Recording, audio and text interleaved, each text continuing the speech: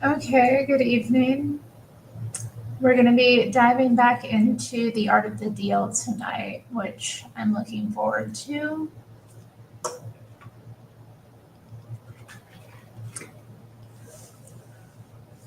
No announcements really. Shout out to Nikki and Rome already in the chat. I don't know if Nikki's here right now, but things are good where I'm at. We haven't been storming badly. I mean, there's been rain off on and off the past few days, but I haven't gotten caught in it when I've had to step out. At least not too bad. A little cold here and there, which I don't enjoy, but it is what it is. Oh, pardon me. Mm, mm.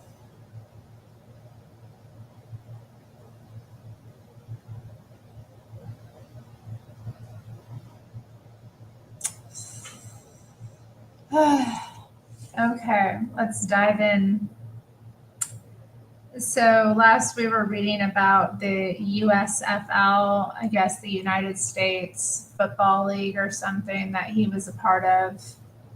I don't like football, but I'm sure we will learn something about, the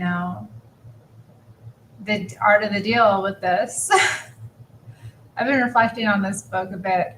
I don't know what I'm learning about Trump as a character. And I watched the most amazing uh, like interview of Dr. Philip Zimbardo on Jesse Lee Peterson's show and talking about Trump's character. I don't know. Lot going through my head about it and what we're in for the next 4 years.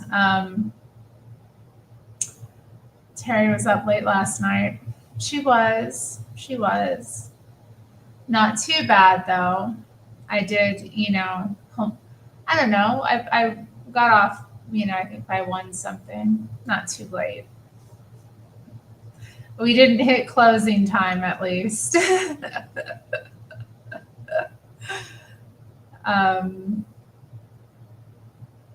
yeah, last night was crazy. I'm not going to let people on like that now. I've just decided if they don't have like any kind of identification, like if I don't know who you are and you're not willing to get on cam, like I can't be messing with you.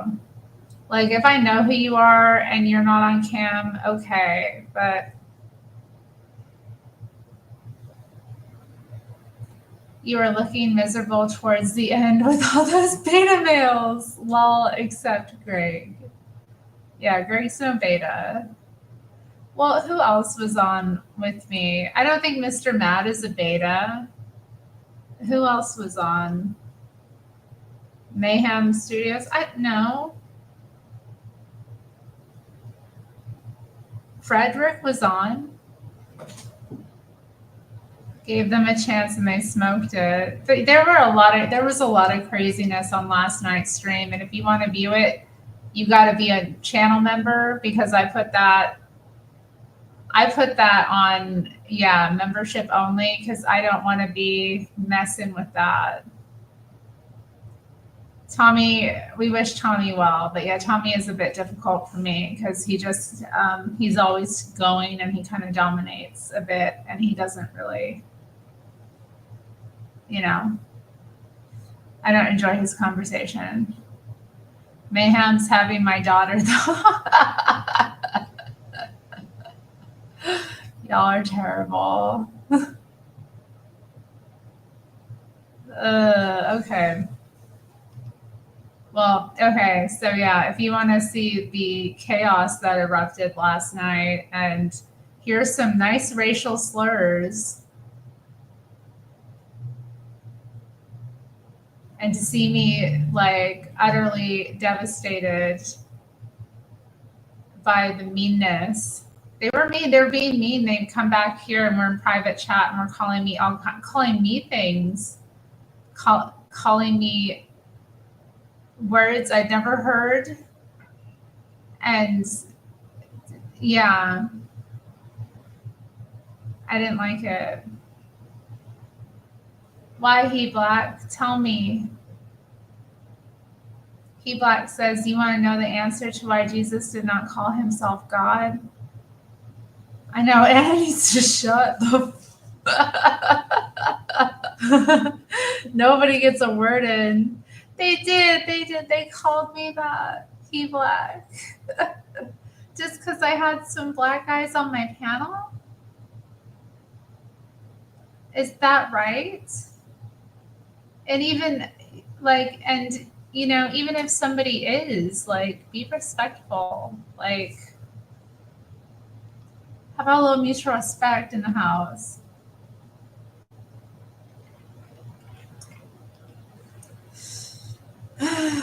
Okay, let's get back into Trump. We don't need to go through it. But yeah, if you want to watch, become a member.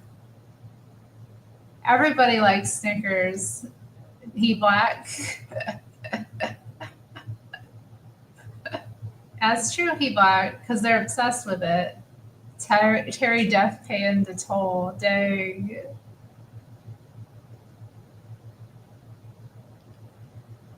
The irony is that all three networks, not just ABC, but NBC and CBS as well, were actually losing money on NFL games. After total rights fees in excess of $350 million a year, the networks, by their own estimates, lost many millions televising games during 1985. Even so, no network wanted to risk alienating the NFL. Football is the prestige TV sport, and in order to remain competitive with one another, the three networks were resigned to carrying the NFL as a loss leader. As for the USFL, we were left with no option. On October 17, 1984, we filed an antitrust suit in the Southern District of New York. Southern District Court of New York. Specifically, we asked that the NFL be limited to contracts with no more than two of the networks, and that we be awarded damages of $1.32 billion. Wow.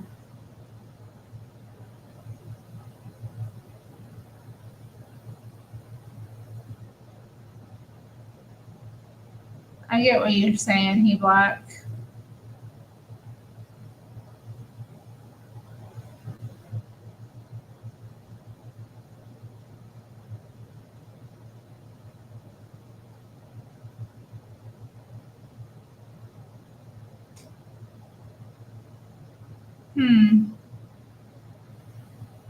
In the meantime, we had a more immediate problem, staying alive.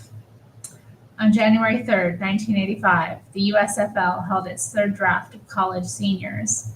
While the Generals had improved greatly to 9-5 and leveraged more than 40,000 fans a game, other teams were falling more deeply into the red. We very much needed a shot in the arm. Hey, Javier, what's up? Yellow. Javier D's in the house.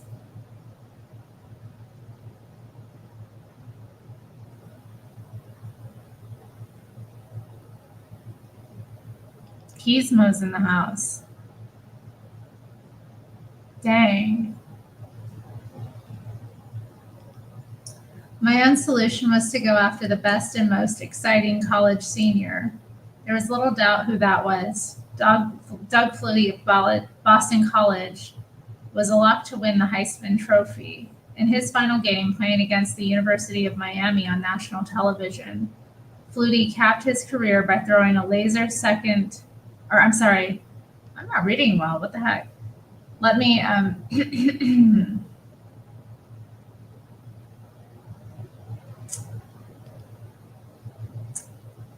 Flutie capped his career by throwing a last-second 50-yard bomb for a touchdown, giving Boston College a 47-45 victory.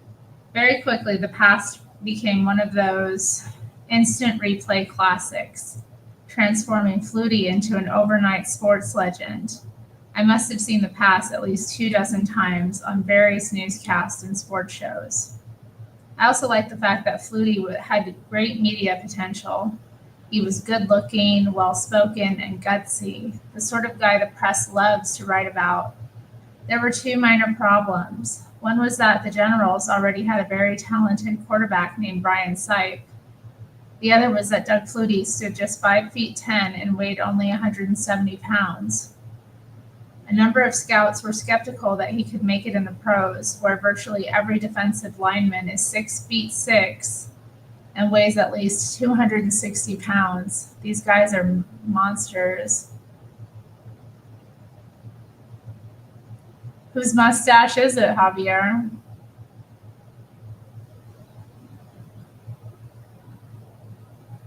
Hello, Lupin. Terry, so contrary? Nah. In the end, I went with my instincts. Brian Sipe was a proven star, but he was also 35 years old, and his best years were probably behind him. Doug Flutie, on the other hand, had the potential to become the USFL's Joe Namath. In the worst case, he'd generate a lot of press, which would help the Generals' season ticket sales and the image of the league generally. In the best case, he'd be a great player, too. On February 5th, we signed Flutie to a 5-year contract at over $1 million a year, which I personally guaranteed. I don't like to do that, but a player of Flutie's stature wasn't about to risk signing with a financially shaky league unless he had some guarantees. If the league ever did go under, I figured I could sell his contract to an NFL team. On February 6th, I solved the issue of Brian Sipe by trading him to the Jacksonville Bulls. I wasn't about to have a very highly paid quarterback sitting on the bench. Flutie made his debut on February 24th in a away game against the Birmingham Stallions. He started slow but came on very strong and almost pulled out a victory by leading the Generals to 3 touchdowns in the fourth quarter. Sports, guys. I'm sorry. Breathing a little bit. Hello, Latina and Callie in the chat has also made her appearance. Welcome to the chat. Take a seat. Yeah, shout out to Nikki from Texas. I'm glad everyone's shouting her out. It was very cool of her to gift so many memberships to people last night. So, get yours, guys.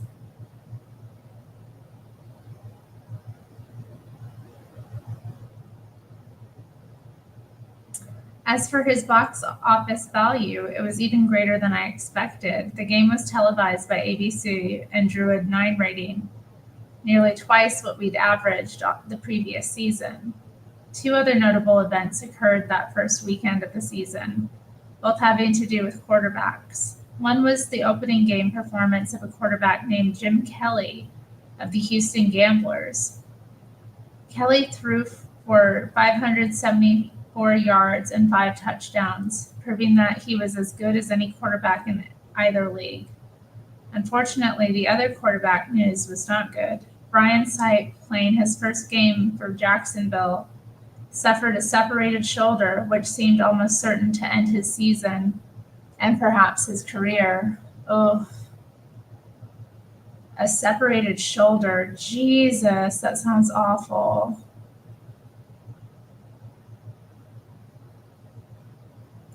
Maybe of a teacup, a vibrant heart, or my picture. Wow, that sounds nice. That's a good idea, Latine. Wearing her hat like Simon Adebisi from Oz.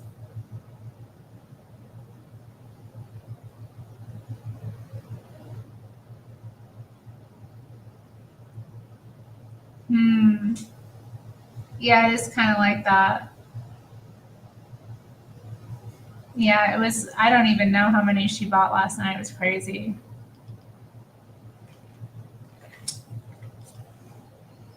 Should I take it off, guys? What do you want? You want the hat off? You like that? Is that better?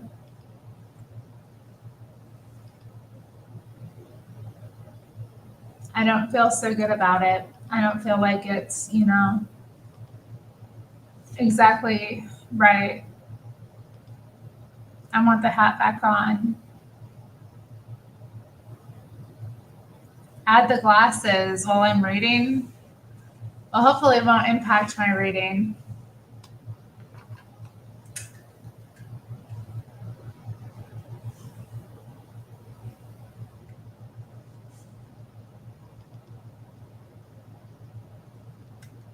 Yeah, they do. They're kind of like a little bit obstructive. Okay, put the hat back on. See, because it's already up, so I kind of just, put it on over most of the hair. And there, isn't that a look? Does that look like something? Yeah, it does look good with the glasses. You were right about that. When did I get these glasses? I don't know, last month, maybe? Maybe last month, yeah. My other glasses, like, I don't know, I broke a pair of my blue light glasses. I've got a couple. And so since I broke a pair, I was like, why don't I get myself a new pair, Let's see how I do reading with them. Okay, it's not bad. The important thing is that I look cool, Terry looking like Carol B. Tomei, the CEO of UPS. Wow. Oh, whoops, he said his bifocals. My bad. I put Golden Rule TV's comment up. Sometimes that happens with chat. I click on the wrong comment. Whatever, y'all. Okay, back to the book. All right. Are you prepared? Do I look like, I don't know, someone that should be, don't Google that? I wasn't gonna.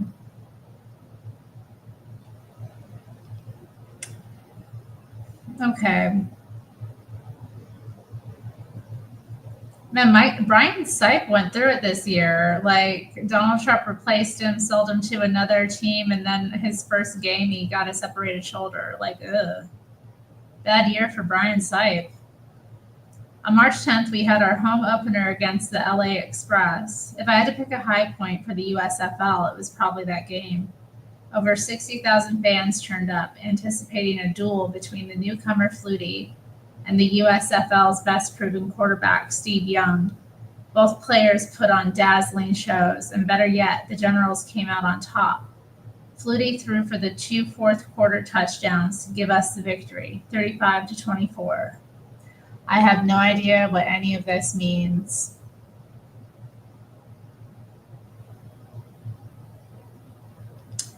The day after Flutie's great game, I wrote a letter to Harry Usher, our new commissioner, suggesting that the cost of Flutie's contract be shared among all USFL owners on the grounds that Flutie's promotional value was league-wide. I knew it was highly unlikely that the other owners would go along and that they didn't, but my attitude is that you can't get hurt asking.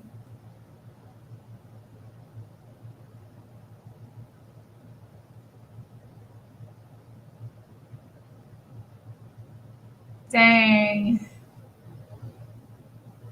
Dang, Javier. He said it felt good. Why does it feel good to feel bad? And I've been in pain sometimes and been like, okay, well, it is what it is.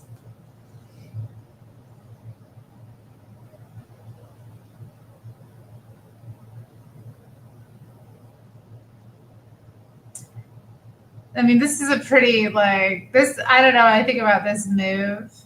What I think about him, like, trying to get the other owners to pay for his quarterback. Flutie, Kelly, and Young represented the good news about the USFL. The bad news was that we were still stuck with a lot of weak teams led by mediocre quarterbacks.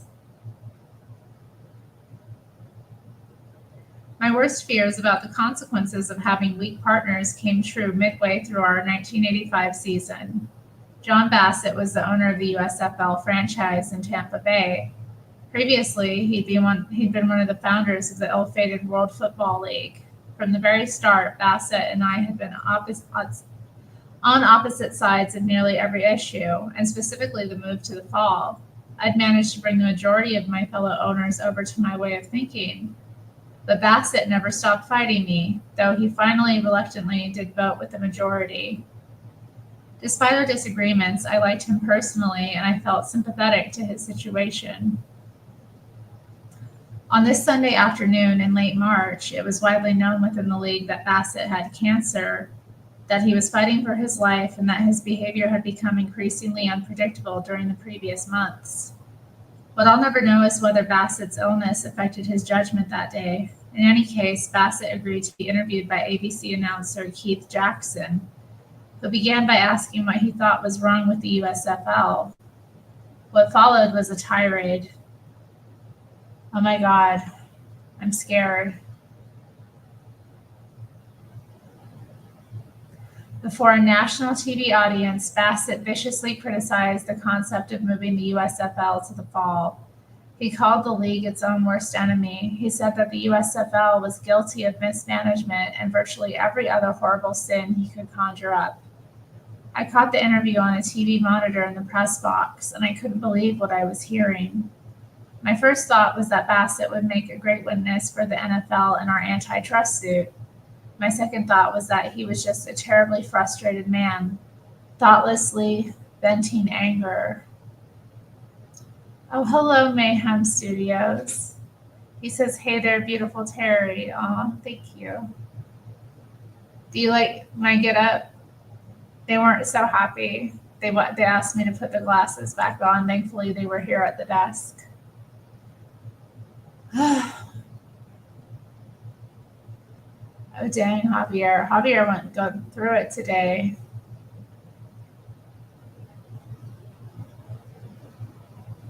Don't be jealous, Mr. Mad.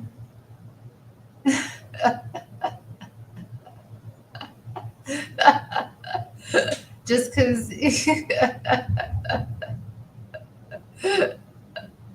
because y'all are having a daughter together. I look like I'm French. Okay. I am not French.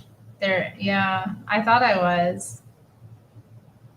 Unfortunately, I am not. What can one do? You just got to keep on going.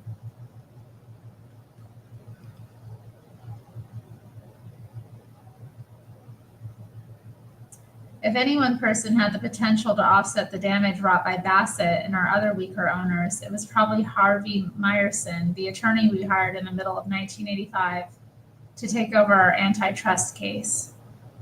Meyerson was the head of the litigation department in the firm Finley Kimball, and he was an expert in antitrust litigation. He also had the sort of pugnacious, confrontational attitude you need when you're the underdog taking on the establishment. Most of the other USFL owners had long since written off the possibility that we'd win the antitrust suit. The NFL, they believed, was just too entrenched. But from the first time Meyerson met us in April 1985, he told us he felt we had a very strong case. He said that we should pull out all the stops to bring it to the trial, and that there was a better than ever chance we'd win.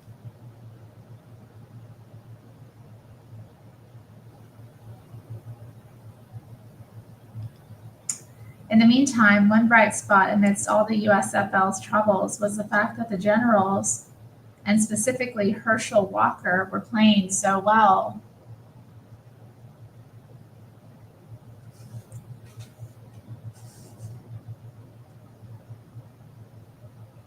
I'm sorry, Mayhem. They always be wanting that. But then what they do?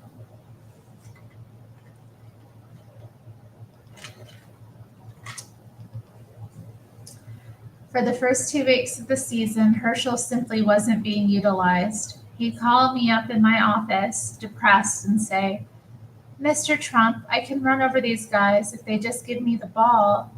I ranted and raved to our coach, Walt Michaels, but it wasn't until I had literally threatened to fire him that he got the point.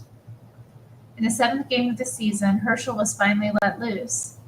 He ran the ball 30 times for almost 250 yards, setting a league record. In each of the next 10 games, he ran for more than 100 yards. By the end of the season, he'd racked up 2,411 yards. That broke the all-time professional football rushing record, held previously by Eric Dickerson of the NFL. Thank you, Mayhem. Oh, that's nice. Oh, I kind of want to put that up. You could wrap yourself in aluminum foil and still be so darn pretty. Oh, thank you. Thank you. I'll be, keeping that comment close to my heart. Aluminum foil. Just don't put me in a microwave.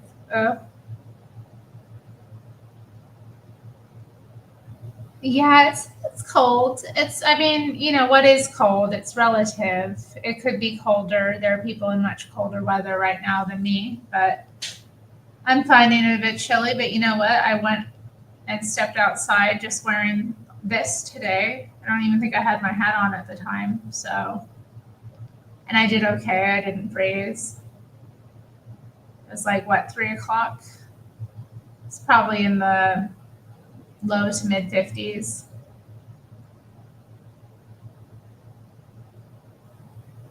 I can keep the leftover.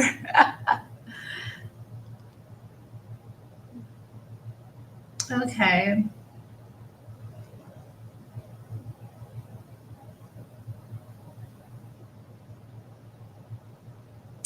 Unfortunately, Doug Flutie was injured late in the 1985 season, and that almost certainly cost us the USFL championship.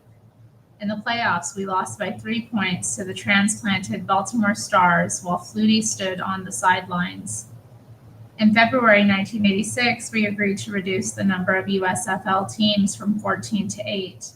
In the process, we weeded out the owners with biggest financial problems. We also consolidated our strengths. The Houston Gamblers, for example, merged with my Generals. As a result, we created a dream backfield that I'm convinced had no equal in professional football. Herschel Walker at running back and Jim Kelly at quarterback. The other teams that survived the consolidation were also all among our strongest and most popular. Memphis, Baltimore, Jacksonville, Tampa, Orlando, Arizona, and Birmingham.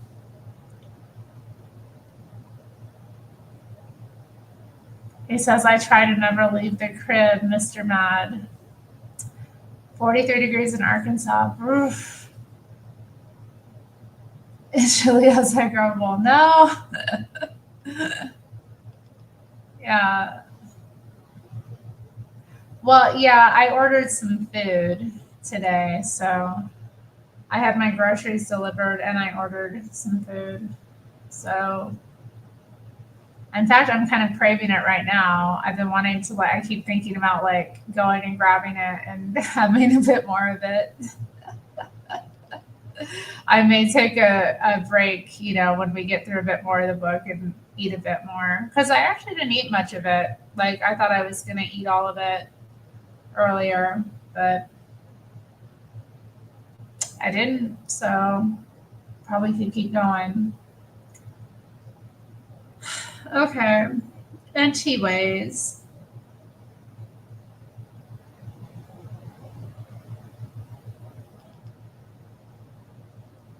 In April, we got more good news when a federal judge named Peter Leisure set a jury trial to begin the next month in our antitrust suit against the NFL.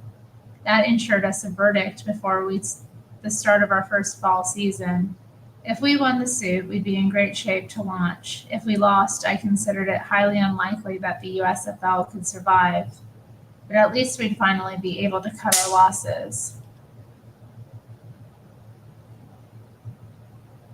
Oh, that sounds good, Mr. Mad. I bought some chicken thighs today.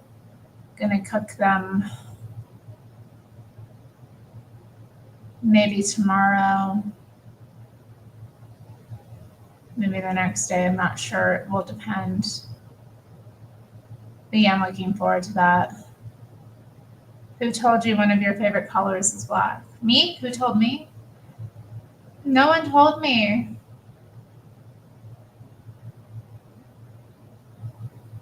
I mean, chicken thighs are good. I mean, it's one of the best cuts of the chicken. Let's be real.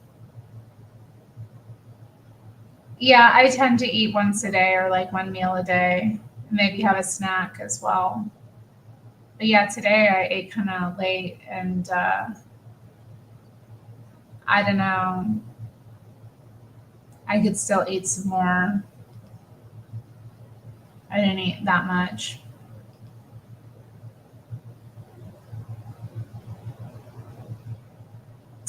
The future of the USFL now rested in the hands of 6 jurors chosen to hear our case.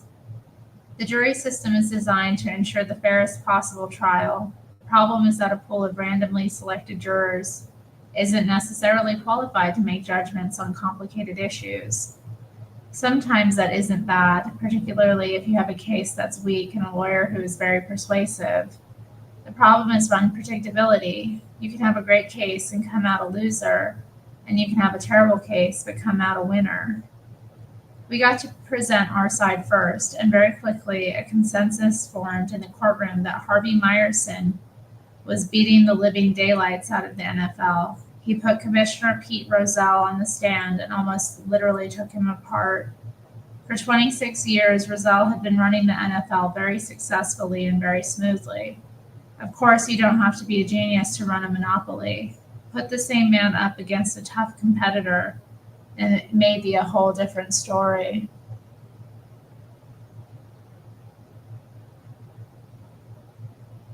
I don't have any peanut butter in the house, Mr. Mad.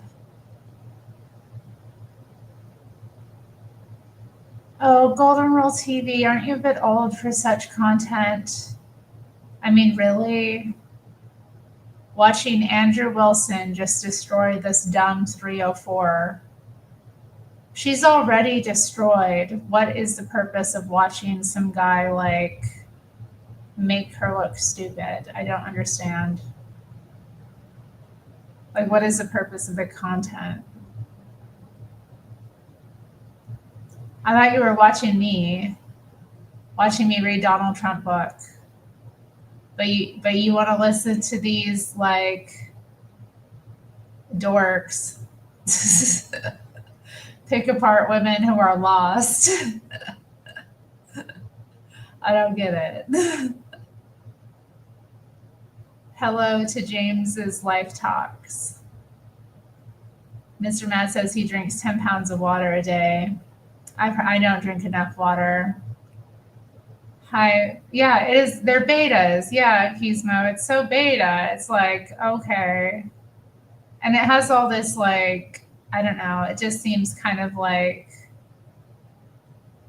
guys watch this to feel better.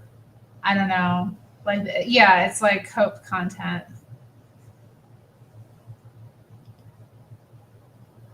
That's why Andrew does 10 versus 1 debates. I don't care. I don't care. It's stupid. You like I'm wearing my Fruit of the Spirit shirt, Sunny. Fruits of the Spirit.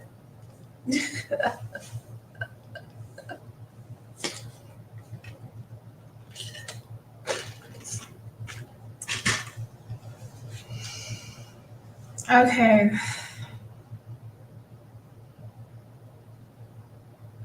Meyerson pressed and Rozelle got flustered. He mumbled, stumbled, and spoke badly. He turned red. And he took back statements. At times he appeared to be flat out lying. Halfway through his week of cross-examination, Rozelle had become physically sick. His performance was so weak that I found myself actually feeling sorry for him. In retrospect, however, I realized that the jury probably felt at least as sorry for Rozelle as I did, and that may have helped save the NFL's case. Rozelle was least credible, I thought, when he talked about the Harvard seminar entitled The USFL versus the NFL, the linchpin of our case. Rozelle claimed he hadn't known anything about the seminar and that he got quote unquote physically ill when he first heard about it weeks after the fact. To your stomach, sir? Asked Harvey Myerson, totally deadpan. Yes, said Roselle. I see, said Myerson. How long did it take you to recover? About half a day, Roselle replied. I doubt that a single person in the courtroom believed Roselle during that exchange. At another point, Myerson introduced some devastatingly incriminating comments that Roselle had made before a congressional committee back in 1961. At the time, the NFL's games were being shown on just one network, CBS. If all the networks were tied up by one football league, a senator asked Roselle during his testimony, wouldn't the other league possibly be at a major competitive disadvantage? I should certainly think so, Roselle said, quickly adding, there is no intention on our part of using more than one network. By 1987, of course, the NFL had all three networks tied up. Didn't that put our league at a major competitive disadvantage? Roselle could only hem and haw. Shout out to Rome13 in the chat.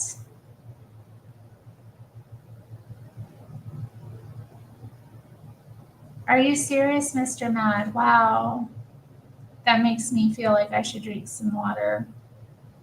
I don't know about 10 pounds worth. If I drank 10 pounds of water, I don't know how much I would be. Yeah.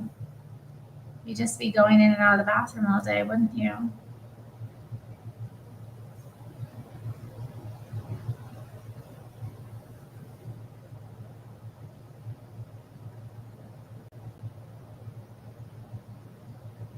The one time I myself directly contradicted Roselle's testimony was over his description of a meeting the two of us had in March 1984. At the time, the USFL owners were still debating whether to move to the fall. The Porter Seminar at Harvard had taken place several weeks earlier, and one of Porter's main strategies for destroying the USFL had been to try to co-opt the strongest USFL franchise owners by promising us NFL franchises. Wow.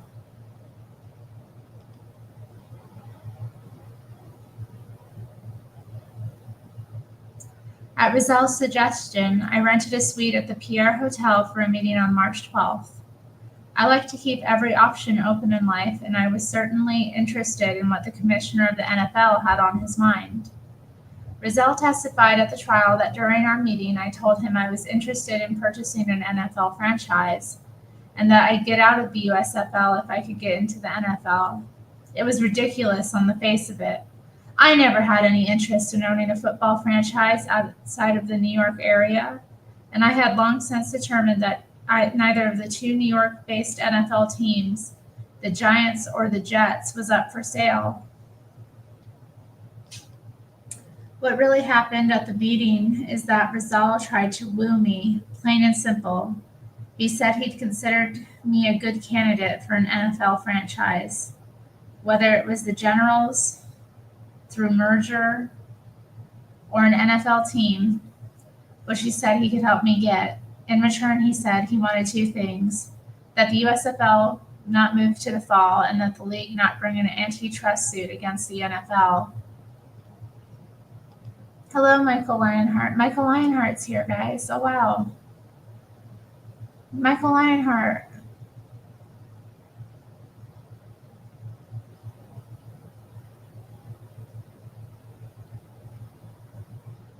You were the one who hurt me yesterday. You came on my stream and you said the N-word. And then I got upset, and then you left.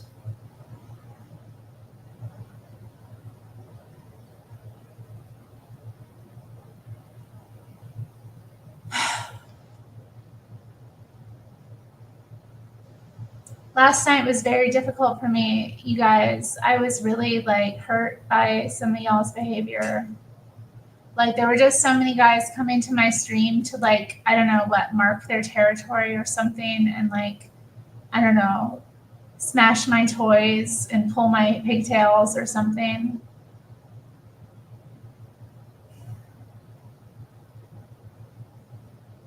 Is it Zenny? Was he trolling Nick as well? I don't remember.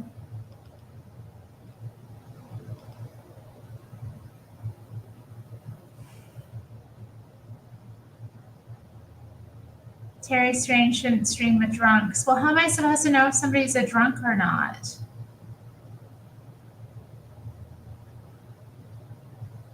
I mean, I don't know. Like, I try not to judge people too harshly.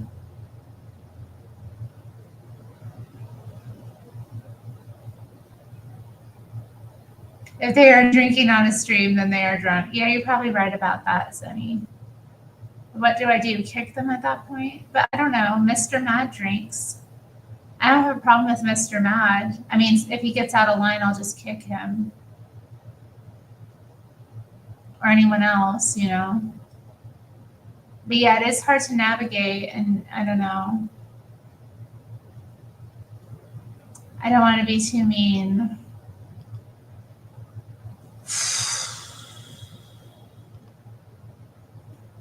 But yeah, some of them do get on my nerves. I don't know. And then Michael Lionheart, I never heard of him before. And I don't know. Isn't Michael, I thought Michael Lionheart was, I thought that was John Frederick. Didn't we determine that was John Frederick?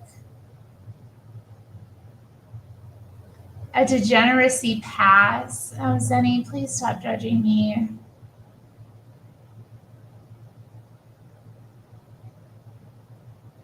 This is why men need to be in charge. You're too nice. Lionheart isn't banned. Did somebody ban him? Did somebody kick him from the chat or something? Did someone punish him?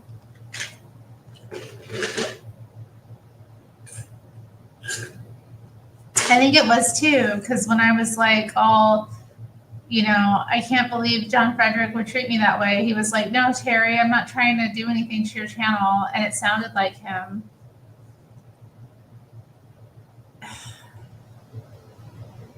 He wants to call in and apologize. This is not a call-in stream, okay, people? You can't call in tonight. We're doing a reading stream. All you get is me and the book, and then me responding in the chat. It wasn't you, John Frederick. It better not have been, because I was hurt. I was so hurt. I was like, I can't believe John Frederick would treat me this way, but it wasn't you. Okay. Who is Don Frederick? Stop. I don't know. It sounded like it could have been you. Michael's a sweetheart. He's not a sweetheart. He came on and the first word he said was the N word. Is that sweet?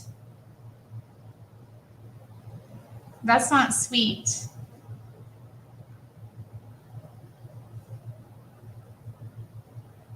I don't know what to think. I really don't know what to think. I'm like, if it is y'all, I'm hurt.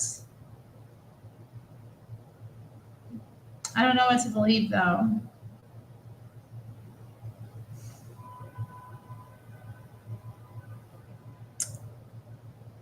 Okay, let's see. I had no doubt about what Rizal was up to. He was testing the waters. If he could get rid of the USFL merely by absorbing a couple of our teams into the NFL, he was prepared to do that, I'm certain. At the same time, by merely dangling an offer, he gave himself deniability. In the event that I turned him down, that's exactly what I did. Sure enough, he rewrote the story of our meeting. We called 18 witnesses in all during the first months of the trial, and we scored a lot of points. Meyerson showed how the NFL had bullied the three networks into refusing to consider giving the USFL a TV contract. He showed why the USFL could not survive without such a contract. He offered endless evidence, led by the Porter study, that the NFL had consciously and illegally set out to destroy the USFL.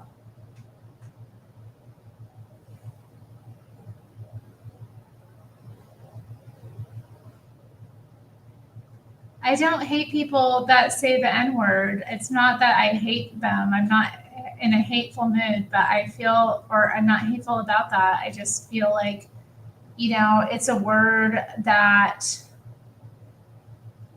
can be taken out of context really easily and can, put a channel in trouble. And I don't like, why would you guys want to do something with my channel? Like, that, isn't that wrong? Are you like envious of me or something? Like, you just want to come on and like make things difficult for me? You don't like what I'm doing, so you want to take it down or something?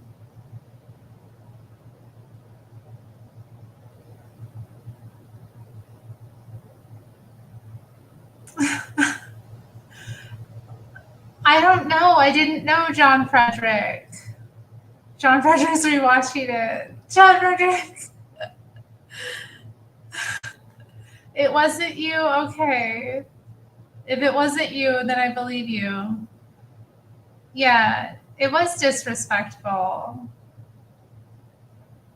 Like, you don't just come on someone's channel and like, he might be playing coy. Listening to Jesse got people thinking it's cool to be mean to girls.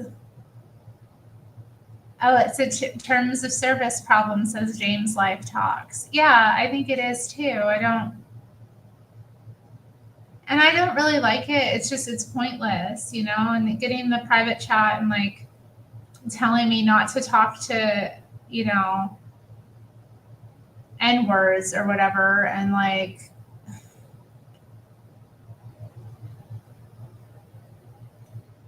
well, Michael Lionheart's not welcome back on my channel. He also lied about being black. Like, it's okay to troll a bit, but I don't like that kind of stuff. And there were other rude guys in the chat yesterday too. I mean, there were like people coming from another channel, so I don't know.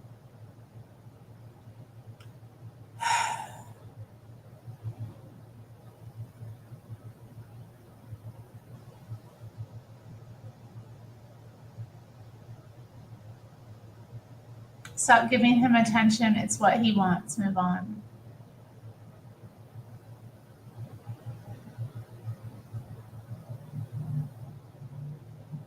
Well, I can't help that, I can't help that men aren't gay, Yoda. People can't be mad at me because like a man's not gay. What do I have to do with that? Like, what does that got to do with me? Yeah, Zenny, it was. I don't know what I'm going to say. I think so too, Keysmo. Yeah, he said they were on the same team, and I didn't, I didn't think he meant like that he thought that guy was gay. But that guy there was something wrong with that guy. He definitely had a lot of anger. I know, Zenny. Zenny, please, come on.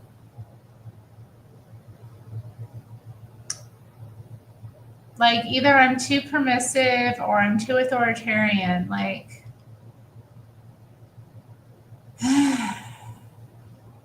yeah, it was before you showed up, Mr. Mad. There was a guy. Anyway, let's get back to the book. Enough criticism, guys. Okay, I feel bad enough as it is, and I'm tired.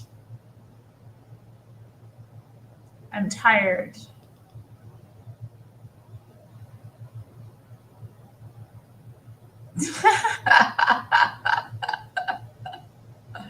Whoa.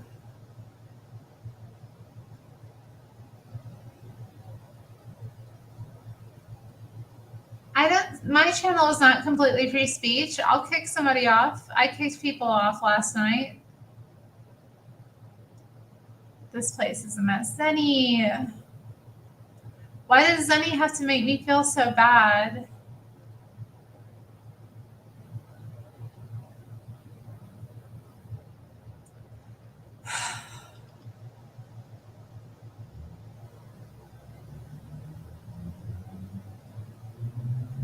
But I guess then he wants to be my channel manager.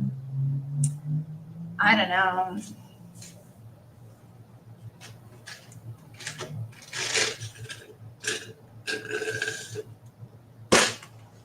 Now I'm out of milk tea.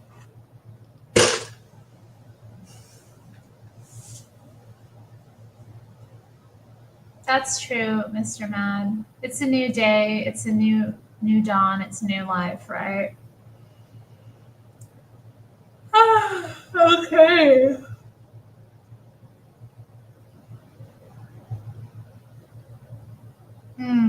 By the time we'd finished presenting our witnesses, even the press was beginning to sense the possibility that we might win the case. The headline of the story in Sports Illustrated caught the mood best. Give the first round to the USFL, it said, followed by an even more devastating subhead. The embattled younger league has scored tellingly against the NFL in the trial of its $1.32 billion antitrust suit.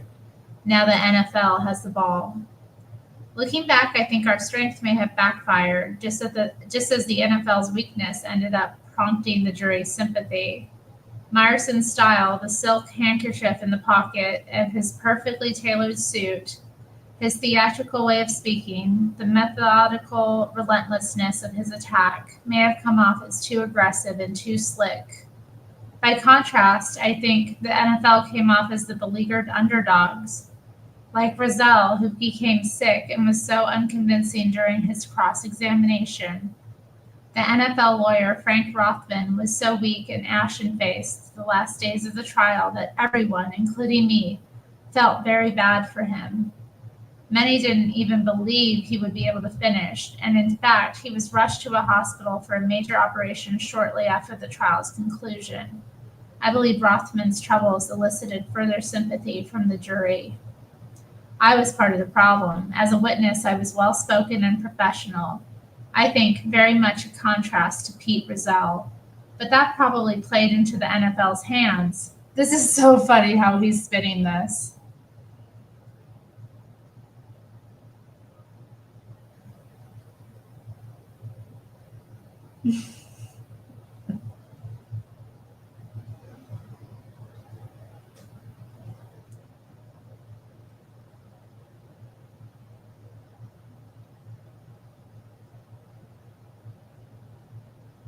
From day one, the NFL painted me as a vicious, greedy, Machiavellian billionaire, intent only on serving my selfish ends at everyone else's expense. The USFL attorney, Frank Rothman, told the jury in his opening remarks, is controlled and dominated by Donald Trump, who can buy and sell many of the owners in the NFL. In truth, of course, the wealthy, powerful NFL owners cowered only next to the extent that it served their ends. In retrospect, we might have been better off to put on the witness stand several of the smaller USFL owners who'd lost their shirts and had genuinely sad stories to tell.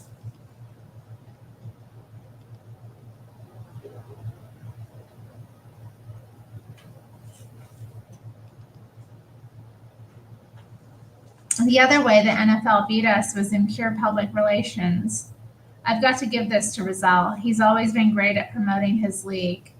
His chief spokesman is a guy named Joe Brown, and Rozelle deserves credit for using him well. After each day's testimony, Brown would go to the halls and lobby the press masterfully, telling them what a great day it had just been for the NFL. It drove me crazy. I'd say to Harry Usher, our commissioner, "Why aren't you out lobbying the press?" And he'd say, "It isn't important. It's the jury we've got to convince." Unfortunately, that's not the way it works. Although the jury is instructed not to read any newspaper coverage or watch any television reports about the trial, it's nearly impossible to resist reading about a case you're part of, particularly one that's getting massive attention. Even if some jurors did resist, they undoubtedly heard about the trial coverage from their friends and family. Why else, after all, would Rozelle assign Joe Brown the lobby reporters every day for 6 weeks? For all that, when the jury finally began deliberations on July 25th, 1986, I was convinced we'd made the far more effective case and that they'd find in our favor. What I never anticipated was that we could win and end up losing anyway. After 4 days of deliberation, the 6-member jury concluded on July 29th that the NFL had violated antitrust laws by conspiring to monopolize professional football, and that they did illegally damage the USFL. But then they voted to award us only a token $1 in damages. Hello to D. John Pott in the chat.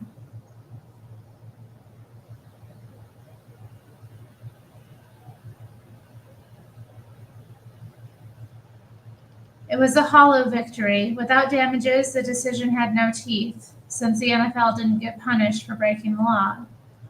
When the jurors were interviewed by reporters immediately after the verdict was announced, it turned out that they'd been deeply divided. At least 2 of them had wanted to award us substantial damages. One, a school teacher named Miriam Sanchez, had favored giving us damages of $300 million, but said that she'd misunderstood the mechanism for doing so. I didn't understand the instructions, she told reporters. So I had to put my faith in the judge, hoping he would give the USFL more money. I wasn't happy about the outcome, but in a way I was relieved. My attitude is that you do your best, and if it doesn't work, you move on to the next thing. By the time the trial took place, I had lost quite a lot of money on the Generals, and the USFL had lost many times my number. Without the prospect of a fall network television contract, there wasn't any point in investing more money. Most of my fellow owners agreed. 1 week after the decision, the USFL owners met and voted to suspend the season. At the same time, we voted to appeal the jury's ruling. Unfortunately, the fans come out the biggest losers. The NFL's monopoly power is secure again, and the owners have less reason than ever to consider adding new teams in cities that have long been seeking franchises.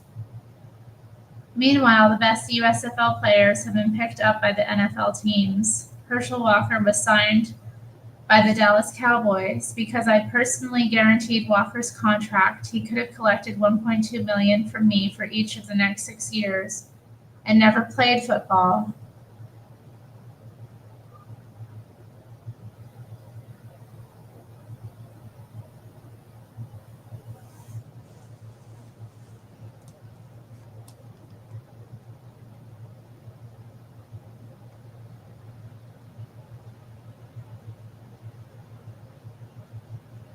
You like my outfit? It's pretty similar to the outfit I wore last night.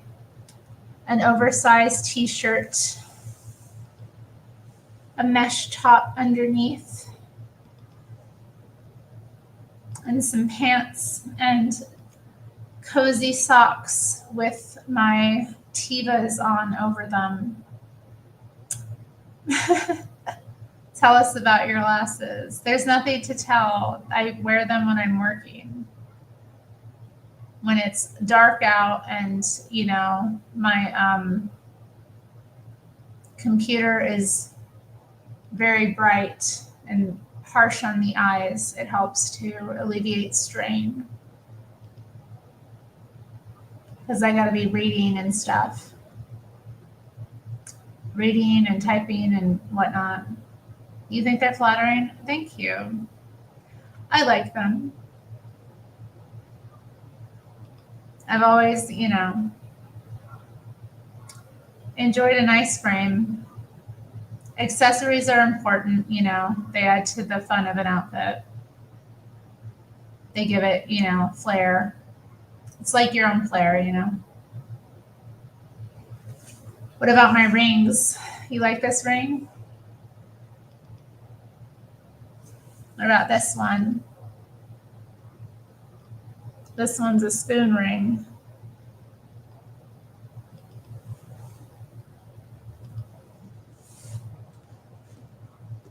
All right, guys, we're almost done with this chapter. Then I'm going to grab my food and snack on it for a couple minutes before we get back into the book. That food's calling me. Y'all going to be okay if I take a little intermission and snack? Okay.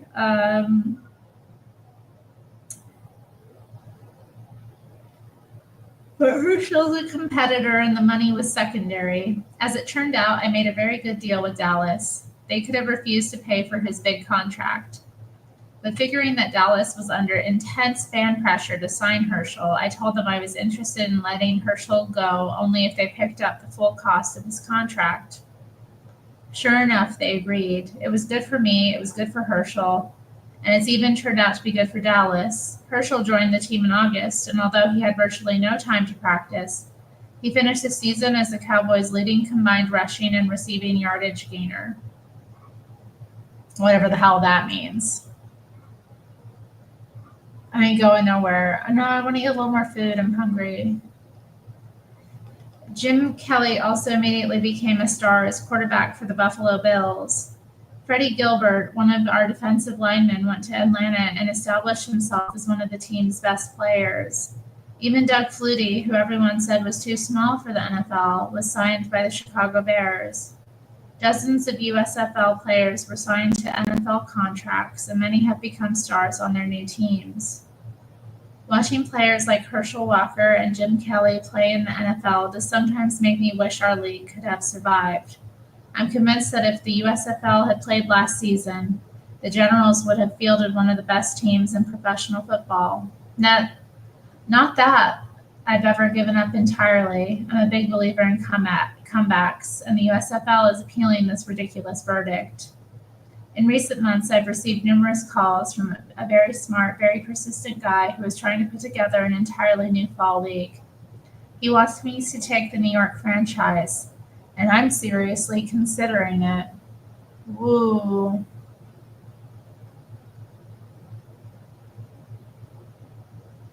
Key Black says, come on, Terry, it's not that hard to understand. Wait, what? It is hard to understand. It's not that it's hard to understand, it's just I don't understand it.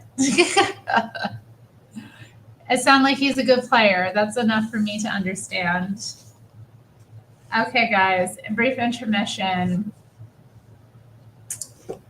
Golden Real TV says that Flutie was a baller. Right on. Let's see.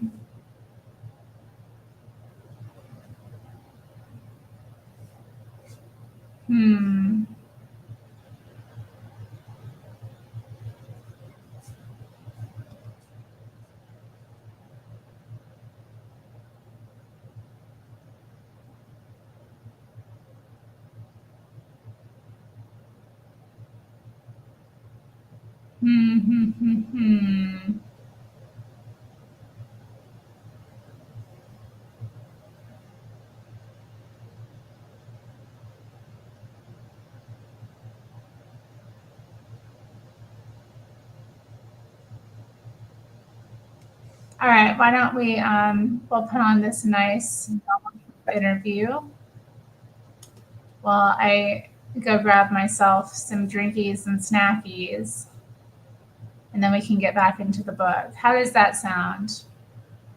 I think it sounds fun. Oops.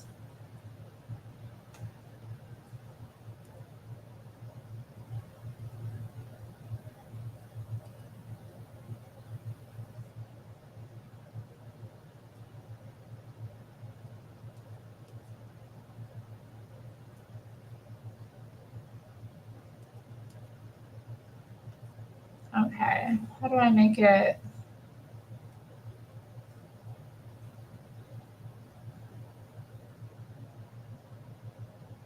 There we go. We'll put me in the corner. Okay, guys, enjoy the interview. Say you love me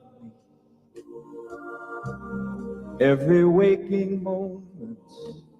I like the reputation of a solid, married man. That's what I'd like for me. Then say you'll share with me one love, one lifetime. I feel like I've known him for millions of years. Be it painful, be it pleasant. It's just like we're bonded. We're really bonded. That's all I ask. of you. They are the Trumps of New York and Palm Beach, living the glamorous life as if the 80s never ended at Mar-a-Lago, their historic villa by the sea. Marla and the Donald, married at last, but not without some drama. I think it was a little bit surprising. We really anticipated getting married and having a baby, not having a baby and getting married. So why didn't you marry her right away when you found out she was pregnant? Why did you? Indecision. Indecision. Really indecision. I was like, you're destroying my reputation again here. You know, it's already happened once and just loving you. Look what happened just because I loved you. And now, you know, not to be married before you have the baby? Oh my God. But in terms of the personal life, to me, it's a more difficult decision. You know, it's in many respects a much bigger decision. Well, it's an irrevocable deal. Well, it really is. In theory, it's an irrevocable deal. And so Tiffany Ariana became a Trump 2 months before her mother signed on the dotted line. Not the marriage license, the prenuptial agreement. Everyone around Donald was like, you've got to get a prenuptial now. Donald knew how I felt about it, which was that, please don't talk to me about it. I've stuck by you through everything. Don't even offend me by, you know I love you. I hate the concept of a prenuptial agreement because it basically says, if and when you get divorced, this is what you're going to get. Right. And there's something very bad about that. But I think it's a modern day necessity. I didn't like the way the system works. Right. I mean, I really felt that it was very offensive to both of us. And he'd say, you know, you're right, but what am I supposed to do? Well, Marla hates it, doesn't want to sign it. Ultimately, she has to sign it, just from my standpoint. She has to sign it. So I said, whatever you need for your bankers, for your associates, I'll sign that. Let's just not call it a prenuptial, and let's not put a dollar amount on what happens once we're divorced. Once we're divorced, right? I mean, that's the way you start thinking. In the end, they made a deal. Reports had her asking for $25 million, but he negotiated her down to a mere $1 million. It looks a little, Cheap? yeah, it looks cheap. Yeah. You mean the amount of money? Well, the amount of money. Not so bad. Somebody gets married and it doesn't work out, you get $1 million. I mean, you know. You shouldn't be able to pay a price and be able to walk away. You make a commitment between yourselves and God, and you should not be able to say, write a little check, see you later. It's a lousy thing. I hate the concept, but it's totally necessary. And I think $1 million is a lot of money. No, you don't. No, I don't actually. But the fact is that $1 million for somebody coming into a marriage, if something didn't, and I'm not talking about anybody specifically, but it's a lot of money for somebody. The woman's been with you 6 years. She's been, as you said, incredibly loyal. You're finally going to get married. You have a child. Give her the $25 million. Well, I guess I look at everything like a deal. I mean, you know, it's just one of those things. Donald said to me, and I believe he believes this somewhere, everything is a deal. Well, everything's a deal. We have to work on separating his business from his personal. You know, we both have to sometimes stop and say, is this business or is this us? Because there is a difference. I built this empire, and I did it by myself. Nobody did it for me. Not Ivana, not Marla, nobody. And I think that because somebody marries somebody that built something huge, it doesn't necessarily mean that just because they get a divorce that they should end up, you know, like the Queen of Sheba. Or perhaps like Ivana, wife number one. When Trump walked away from their 13-year marriage, it cost him a total of $14 million. The bill came due not long after wife Ivana confronted mistress Marla après ski in Aspen. That day in the restaurant, when you saw those two women actually meeting each other face to face, how did you feel? We were actually standing near the restaurant, getting ready to put skis on. And I was standing there like an idiot. And Marla and Ivana were here. And there wasn't shouting, but you could obviously see there was some friction. And a man who was standing right next to me, who weighed about 350 pounds and wasn't a very attractive guy, said to me, "It could be worse, Donald. I've been in Aspen for 20 years and I've never had a date." And I'll never forget the statement. And it sort of lightened it up a little bit for me. I'm saying, you know, I guess it could be worse. Do you think unless the two had actually come face to face, you would have confronted that situation? Well, it's interesting because it's possible that, you know, maybe it would still be going on. I'm not sure. Truth be told, Donald Trump had lived a charmed life, the model mogul of the 1980s. I mean, my life was so great in so many ways. The business was so great, and I mean, even the concept. I mean, a beautiful girlfriend, beautiful wife, beautiful everything. I mean, You like life the was package. just a bowl of cherries. There was Trump Shuttle, Trump Princess, Trump Tower. By 1989, he says his empire was worth $5 billion, and he was, well, let him tell you.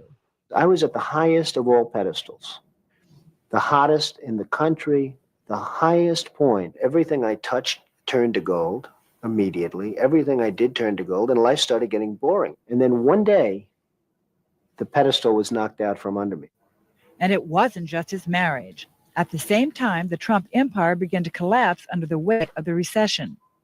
The Trump shuttle hemorrhaged. Atlantic City gamblers had no money to spend in Trump's new billion-dollar casino. And his heavily mortgaged real estate holdings plummeted in value. Midas had lost his touch. It was an amazing period. I, in many respects, I used to say to people, someday I'd like to be poor, just for a little while, just to see who's going to remain loyal to me. There were specifically 24 or 25 people that I have earmarked who were very disloyal, who shouldn't have been disloyal. And I think that's the thing that I learned more than anything else, Nancy, was loyalty. Because I'm like this great loyalty freak. I'm loyal to a point of the absurd. I stay with people. And it seems the man who could have been a contender may be one yet again. After 4 years of staving off bankers, Donald Trump's casino business has come back. And within months, he'll sell shares, giving the public a chance to buy a piece of the Donald. Why should the public pay to bail Donald Trump out if, in fact, you do go public? Well, nobody's bailing me out. I bail myself out. I think I've done a really great job of getting out of trouble. How much personal debt do you have now? Well, I had billions of dollars of debt, in excess of $5 billion. I had $975 million worth of personal debt. And that's down now to about 115 million, and I'm going to pay that off very quickly. In fact, over the next very short period of time. Do you think that Wall Street respects you? Yeah, I think Wall Street has a lot of respect. Call it what you like, they are certainly courting him. Hey, fellas, these two guys head up Merrill Lynch. And by the way, speaking about your last question, they came to Florida to kiss my ass to get the work from Merrill Lynch. You have no idea the pressure that's put on me by everybody in the country. Literally, I'm getting calls from everybody. Would I use this firm? Would I use that firm? Everybody. Wall Street has a lot of respect for Trump. I called a lot of analysts. They said we're receptive to Donald Trump because he usually ends up producing. Respect is another issue. And maybe he doesn't like the way I dress or something else, but he likes the way I make money. And, you know, the analysts all like the way I make money. Trump says he has learned from his mistakes in business and in love. I think that putting a wife to work is a very dangerous thing. I mean, we'll do an educational program here, okay? If you're in business for yourself, I really think it's a bad idea to put your wife working for you. I think it's a really bad idea. I think that was the single greatest cause of what happened to my marriage with Ivana. The trouble started, he claims, after he suggested that Ivana run the Trump Castle Casino in Atlantic City. And you never thought of asking her to quit when you saw it wasn't working? Well, I'll give you an example. I didn't think of it that way. See, you tend not to think of it that way. Ivana would get angry at somebody over the telephone all of a sudden who was at the casino. And she'd start shouting. And I'd say, I don't want my wife shouting at somebody like that. I really don't want that. And a softness disappeared. There was a great softness to Ivana. And she still has that softness.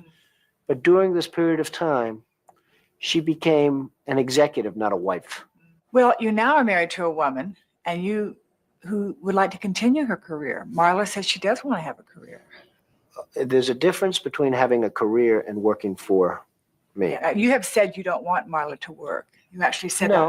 that on the day of the wedding, actually. I think I'm probably mixed. I have days where I think it's great Yeah. And then I have days where if I come home and, I don't want to sound too much like a chauvinist, but when I come home and dinner's not ready, I go through the roof. Okay. You know what's interesting, Donald, is you take these women, these two particular women in your life, and you help them become very well known. And then when they want to act on that appeal, you seem to get upset about it. I create stars. I love creating stars. And to a certain extent, I've done that with Ivana. To a certain extent, I've done that with Marla. And I like that. Let me lead you from your solitude. I mean, I've really given a lot of women great opportunity. Unfortunately, after they're a star, the fun is over for me. It's like a creation process. It's almost like creating a building. It's pretty sad. Love me, that's all I ask of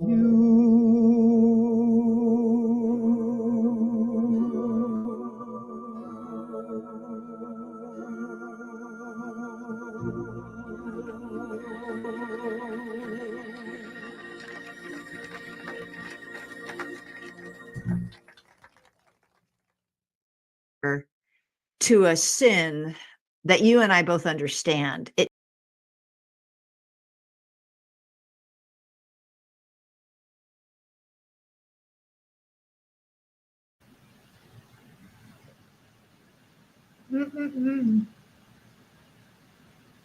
You're right, he black. He fleeced her. I don't think it was all so calculated. I think, what he said about, her working in that capacity, took away her softness as a wife, and, she became less of a comforting figure and more of a, I don't know, disturbing one.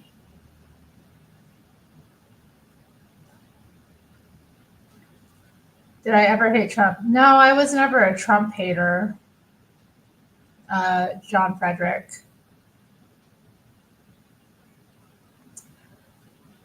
I mean, I don't know. I never hated him. I always thought the hate against him was like really outrageous, I always thought people were losing their minds, And I totally saw why he was so popular. So even if I don't know. And I just really wasn't into mainstream politics at all, ever. So I never could get invested like other people got invested, So I think that kind of spared me.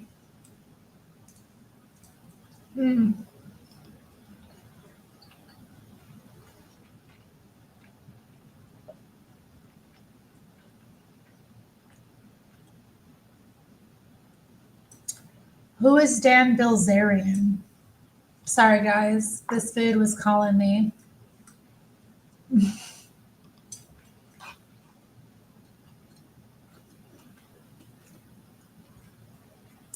You're right about that, Mr. Matt. It is advanced level gossip. A lot of it was stupid. I was thinking earlier today, or maybe it was yesterday, about Melania's, when she wore that coat that said, "I don't really care, do you?" on the back. I thought that was iconic.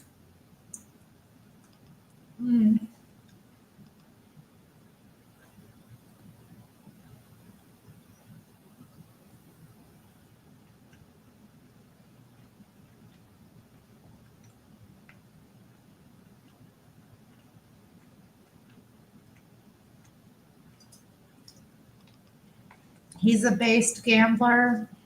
Based about what?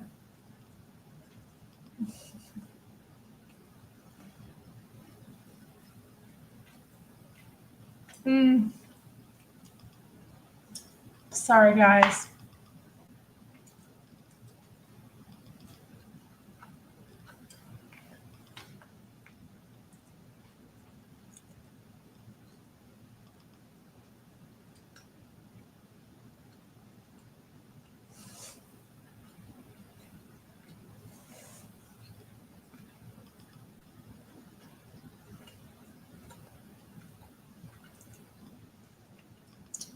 Why is it what is this trend of calling guys who can get a lot of women into bed based? Like that's somehow based. What about the guy who has self-control and isn't like doesn't have a community penis? Like, why is that not based?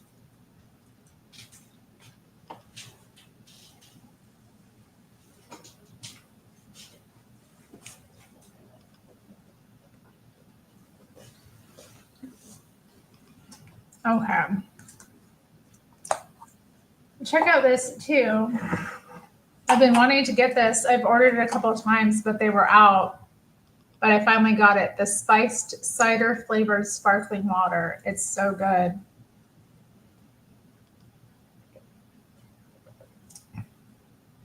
Mm. Yeah. Or having a wife and kids is based, you know. Or not having a wife and kids and just conducting yourself like respectfully, you know? There's nothing based about that kind of behavior. It's the opposite.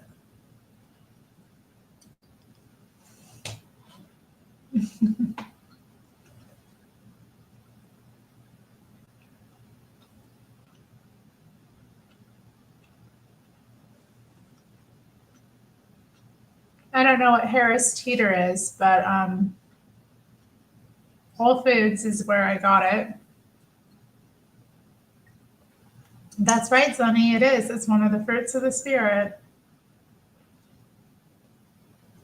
The fruits of the spirit are based, you know?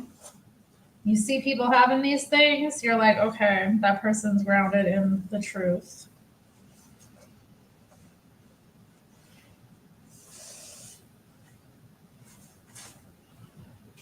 No.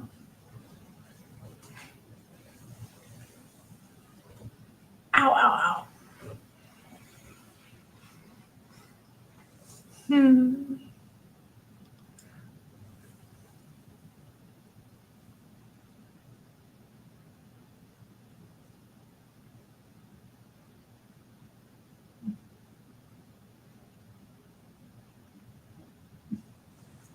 I agree. Poverty is mostly a mindset. I mean, it's a physical condition as well, but having the wrong mindset will keep you in poverty.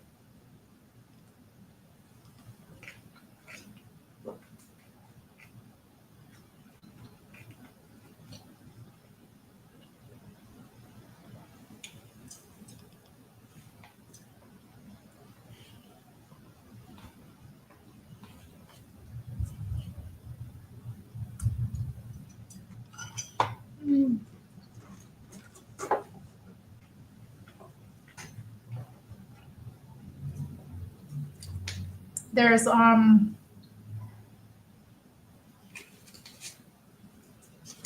people of different classes who, you know, people of the different classes think differently. That's just, they have different ways of thinking about money that, and not only money, but how to behave that dictate their whole lives.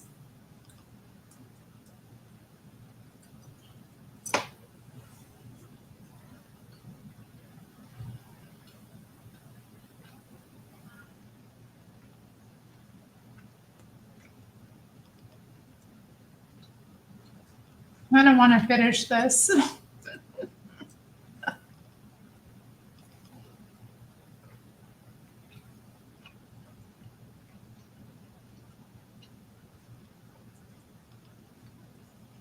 Oh, I saw that comment already, Latin.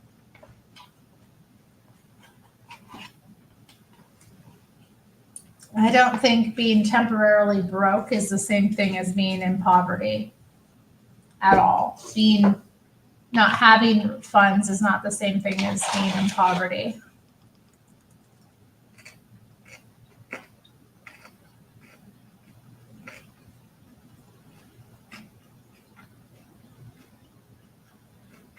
Mm. I'm eating some pad see ew with chicken, and I added baby corn to it.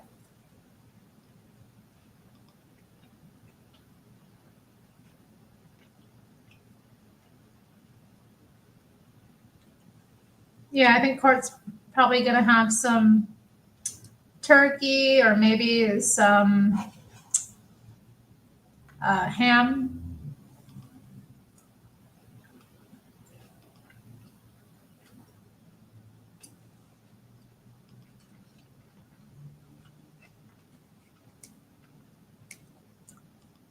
Mr. Mad says, she Hawaii, them cookies love Thai food. About, I guess, white women are the cookies that love Thai food.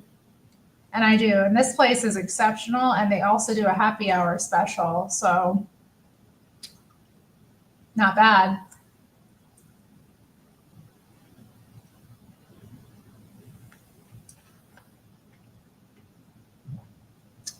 Well, this place has like a limited menu. So they don't offer like all the full stuff. And like the only pork they have is pork belly. And I don't want some pork belly in my pad see ew. Like I would order pork if it was just like normal pork meat, not like the pork belly that they add to everything.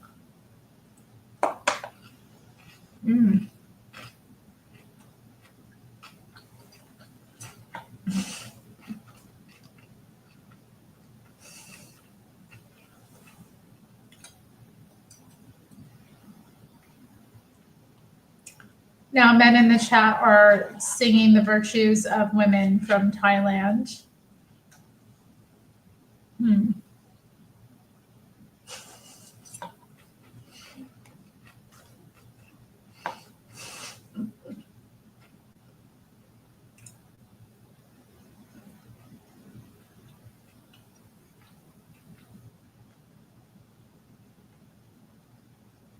You're right about that. He Black. He said they'll sell that dream and then pack you up.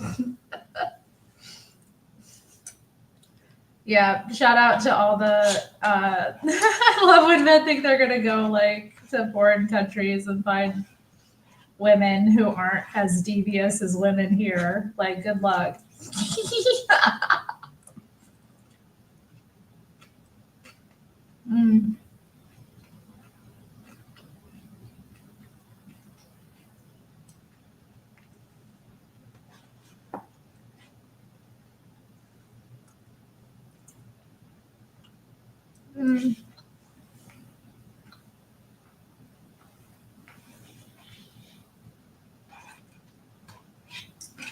Right on. That's so true. I agree. And honestly, is there anything more satisfying to eat? You know, you eat one of those and you're just good. That's what I'm saying.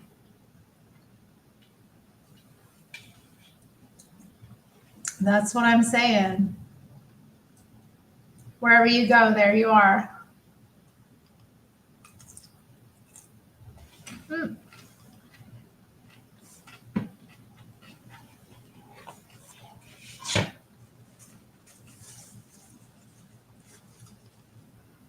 All right, Zenny, have a good time. Man, I had a hell of a time with my delivery today. I ordered some food and then it got stolen and then the place wouldn't refund it or they wouldn't remake it. So the poor lady there, the driver that like went there, she called me, told me what happened and that they were refusing to remake it. So I had to like get a hold, I had to wait and like try to get a hold of like an agent to talk to directly because they wouldn't refund it. And they eventually did refund it. So then I ended up ordering something completely different. I was going to get some Taco Bell and have like Taco Bell in the house for a couple of days, you know? But instead I ended up getting Thai food.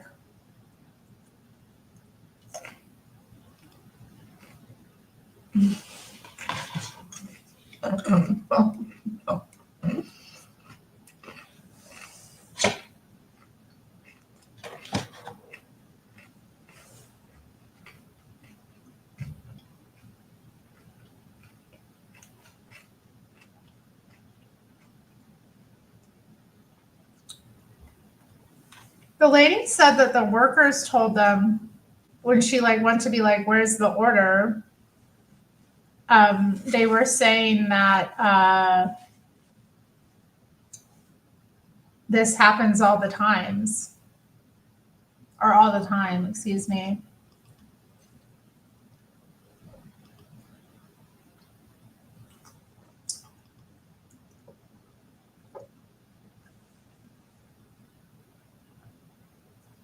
Man, Yoda.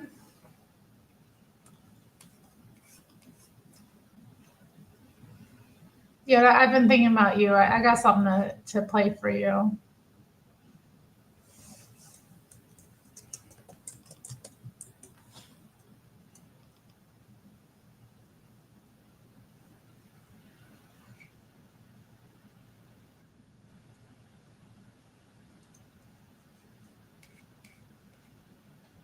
Yeah, I got something for Yoda.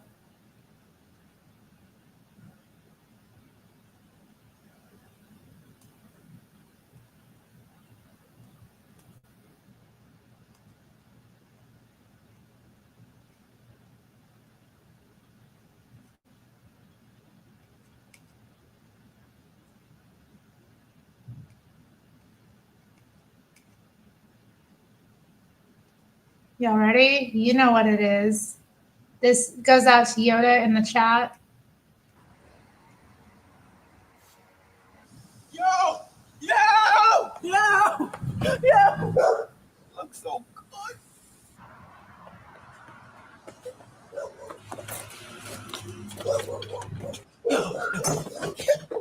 Yo, so you won't believe the week I just had. Listen, I copped the all white Margellas. I got a foreign, and she ain't born. You feel me? It's a BMW, by the way. Listen, she got big titties. She got a big ass. You feel me? Yo, I can't wait for you to meet this girl. This is the best week I've had. The best week that's ever. I wonder if he know that I know he's lying right now. Oh, you got the new Margellas? That's what's up. That's what's up. I see you. That's your BMW? That's nice. That's your girl? Golly. Okay, I see you. But I just want to know one thing. You ready? Why the fuck you lying? Why you always lying? Oh my God. Stop fucking lying. Always lying to me. You lying so much. You making it hard for me. Yeah. Every time you tell me something, I figure that you're lying. Ooh, it's almost like you faking. Oh yeah.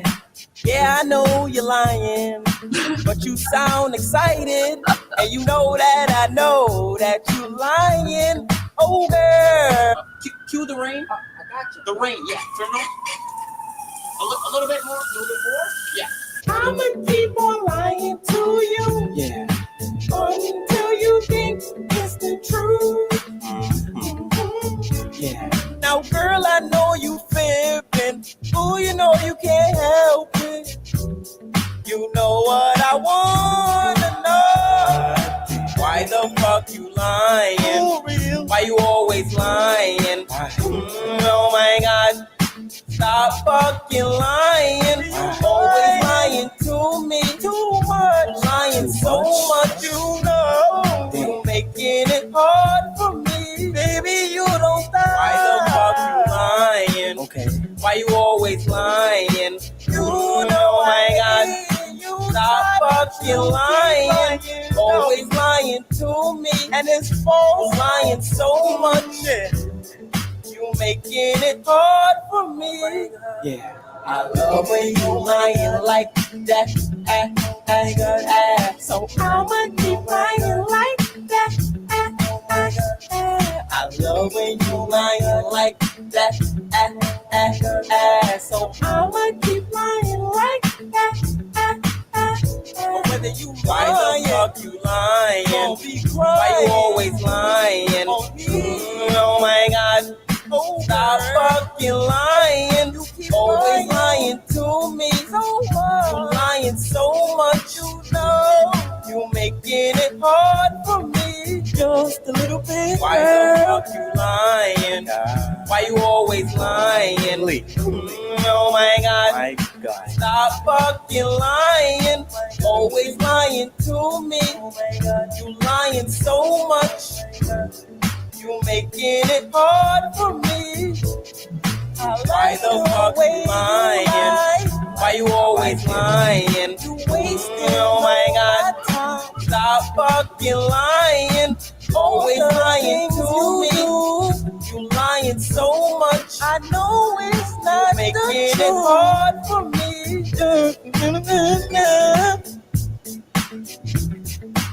We gonna write it on this one real slow. Just keep on lying. Damn. Peace.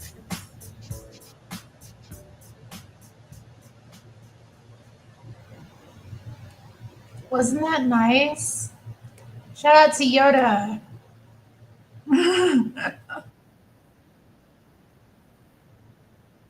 Platform and what? What are you mad about?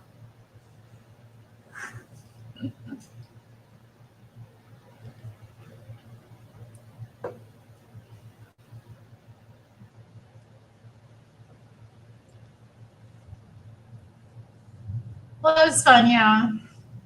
Okay, back to the book, right?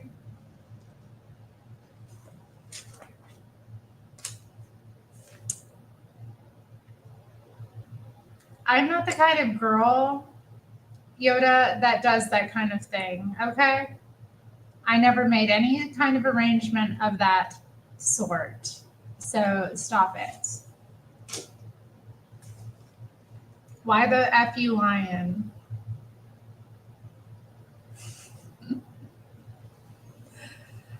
Okay, so this chapter 12 is titled Ice Capades, Rebuilding Woolman Rink. Yoda. Oh my God.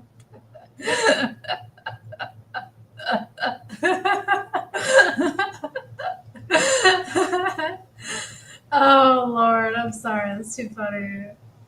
It made your leg hurt more. Javier, it sounds like you need to go to the hospital. Like you messed yourself up bad.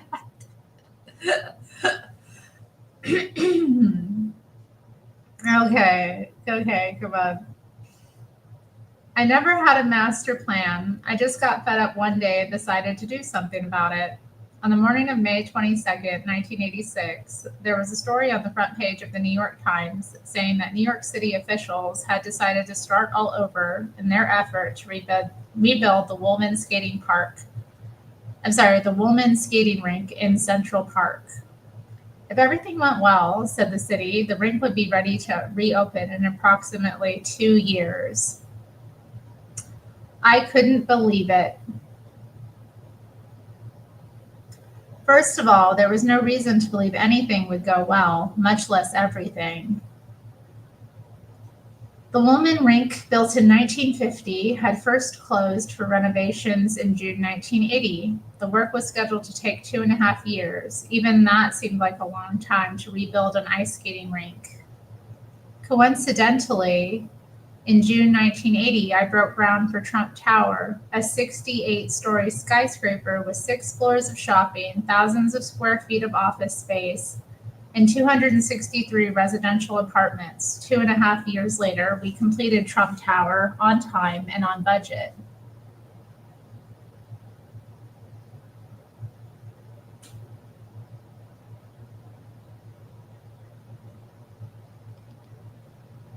From my new apartment, I had a view of Woolman Rink. It was not a pretty sight. Although millions of dollars had already been spent on its renovation, it was obvious, even from a distance, that the rink was nowhere near finished.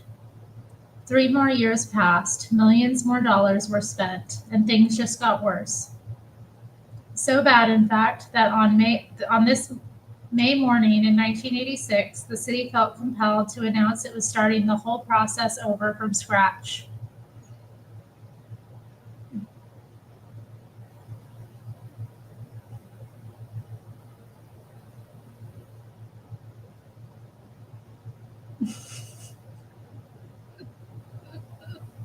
Why is my chat so wild?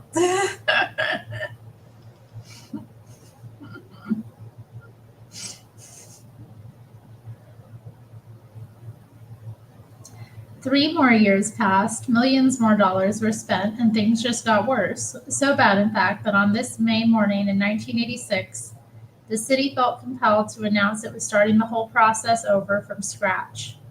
I knew absolutely nothing about building ice skating rinks, but I did know something about construction. If it took me 2.5 years to put up a major skyscraper, surely it was possible to build a $2 million ice skating rink in a matter of months. 2 years earlier, when the job was already a disaster, I'd called Henry Stern, Commissioner of Parks, and offered to take over construction from the city for no fee. He turned me down. Now, after reading about this latest debacle, I called Henry again and repeated my offer. He had the same response. No thanks, he said. We can do it ourselves. That's great, Henry, I said, except that you told me the same thing 2 years ago, and look what happened. Dang. You know what? I don't even have my banner running. Y'all, forgive me. Forgive me, Donald Trump.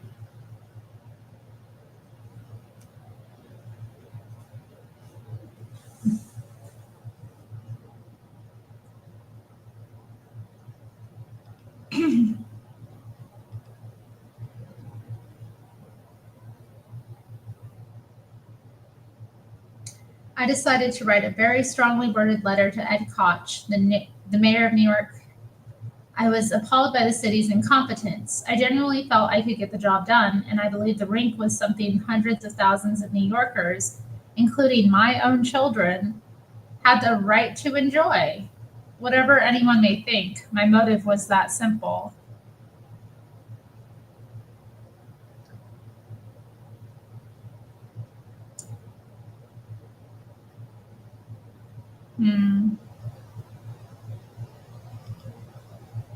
Dear Ed, my letter began, for many years I have watched with amazement as New York City repeatedly failed on its promises to complete and open the women's skating rink. Building the rink, which essentially involves the pouring of a concrete slab over coolant piping, should take no more than 4 months. Time. To hear that after 6 years it will now take another 2 years is unacceptable to all the thousands of people who are waiting to skate once again at the woman rink. I and all other New Yorkers are tired of watching the catastrophe of woman rink. The incompetence displayed on this simple construction project must be considered one of the great embarrassments of your administration. I fear that in 2 years there will be no skating at the woman rink, with the general public being the losers. Look how even back in the 80s, Trump was standing up for people's right to have things. Who's that dude with the binoculars in the building behind me, though? I don't know, a very lucky man, because he gets to see me. Just like all of you watching. Another moth drawn to the flame. That name, I know that name was crazy. I was like, I wasn't gonna let anyone else in, but I was like, that name. It's like, shout out to Gregatron.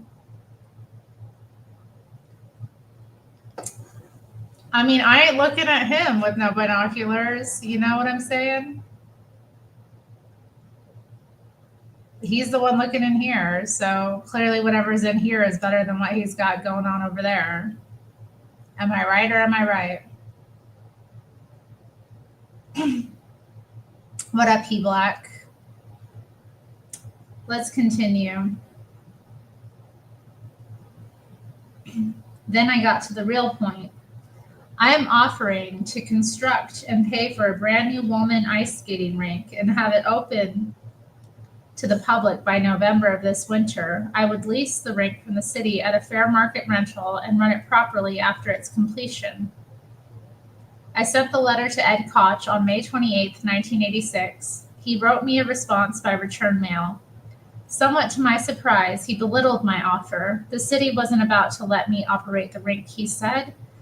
but they'd be delighted if I donate the $3 million to rebuild it and supervise the construction. He made a few more sarcastic comments and ended by saying, "With bated breath, I await your response."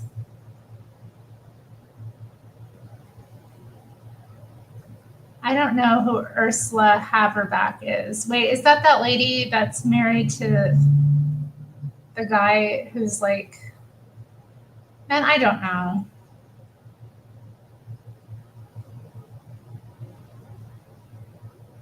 The name doesn't ring any bells. I don't have any thoughts about this person.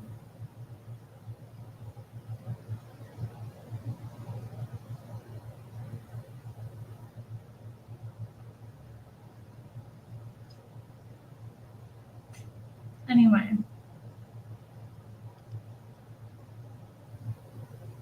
The tone of the mayor's letter irritated me. Fortunately, I wasn't the only one who was put off by it, and I have Koch himself to thank for that.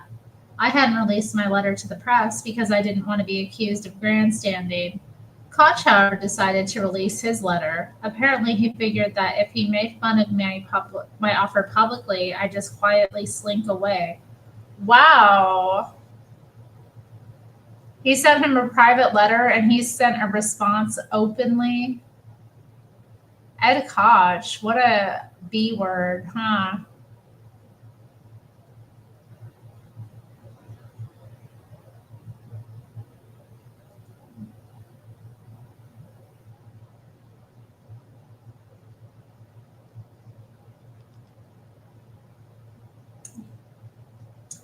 He totally underestimated the press reaction. First, the press thrives on confrontation.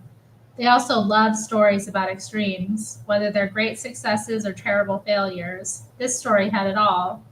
Perhaps most important, many reporters tend to see themselves as consumer advocates.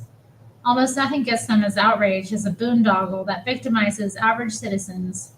The city's fiasco at the Woolman Rink was an absolute classic. Even I was surprised at how totally the press took my side.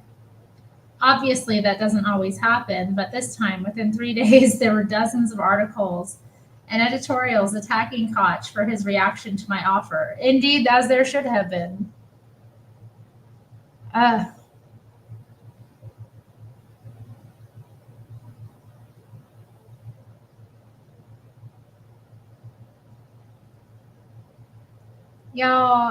Y'all being grim in my chat. Stop it. Stop it. Y'all being so grim. Don't be recommending websites to go watch. Like, come on. Clean it up, boys. Ugh.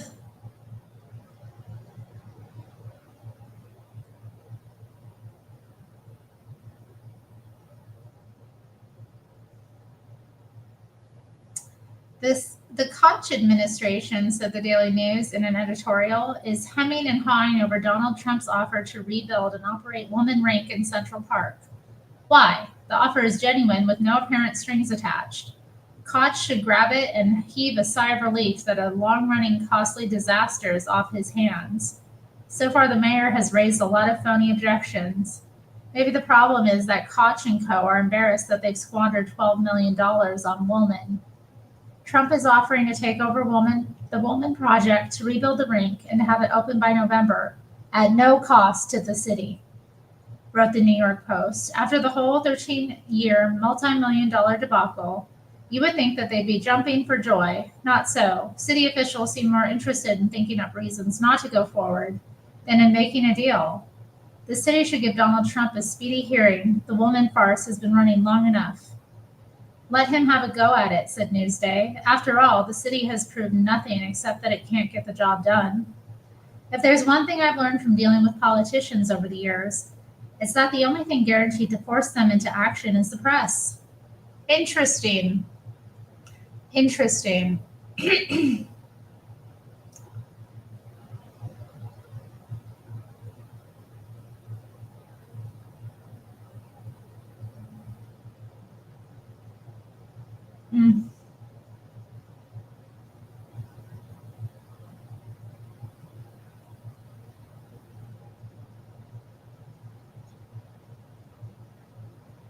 Or more specifically, fear of the press. You can apply all kinds of pressure.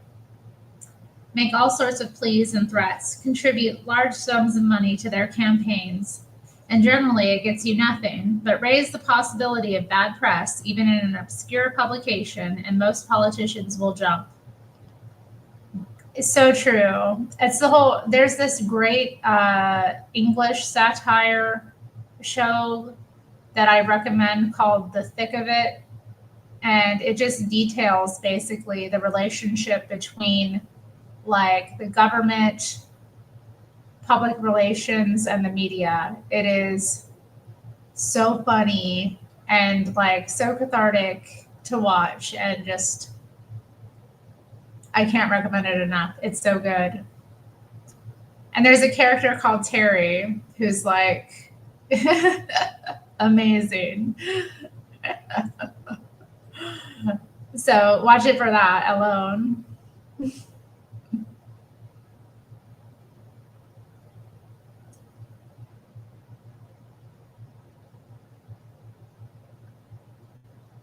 Bad press translates into potential lost votes, and if a politician loses enough votes, he won't get reelected. If that happens, he might have to go out and take a 9-to-5 job. That's the last thing most politicians want to do. What you have to understand about Ed Koch is that he's a bully, pure and simple. Bullies may act tough, but they're really closet cowards. The only people bullies push around are the ones they know they can beat. Confront a strong, competent person, and he'll fight back harder than ever. Confront a bully, and in most cases, he'll fold like a deck of cards. Sure enough, the tide turned overnight. No sooner did the press jump on Koch's case that he reversed field completely. Suddenly, the city was virtually begging me to take on the woman rink job. On June 6th, I sat down in my office with city officials, including Henry Stern, to negotiate the terms under which I'd rebuild the woman rink. Until then, the city had insisted on competitive bidding, as is required on any city-financed construction job. I suggested a simple solution. I'd put all of the money for the construction of the rink myself. In turn, I'd be reimbursed over as many years as it took from any profits the rink earned. In other words, I'd not only supervise construction, I'd also lend the city $3 million for an intermediate period and forever if the rink didn't prove profitable. The city, in its infinite wisdom, balked. There's no way we're going to allow that, city officials told me. There's no way we're going to allow you to make a profit on the rink. No, you don't understand, I said. If the rink does make money, I'll use it to reduce my loan. I'm not looking for personal profit. In fact, if I ever do get my money back, I'll give any subsequent profits to charity. In my astonishment, and to astonishment of my own lawyers, the city wouldn't budge.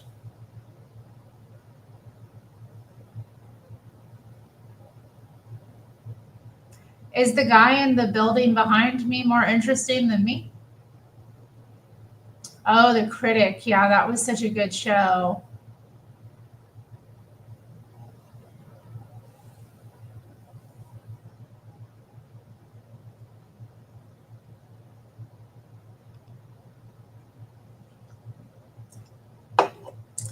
Bosco is the Mr. Mad. Do you remember? He was telling you need to get your girlfriend pregnant, give her a baby, and he was going on about like how he's never been with a godly woman.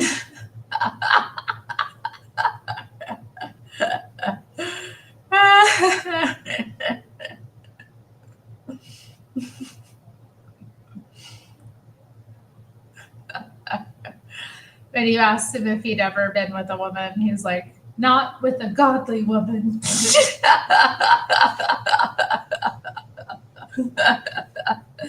So funny. He's like, that's the pinnacle. Lord. Shout out to the godly women, am I right? Oh my God. You don't remember now. I'll never forget. I can't forget. That's too funny. Y'all were beefing. He and Galahad were beefing, and then you came in.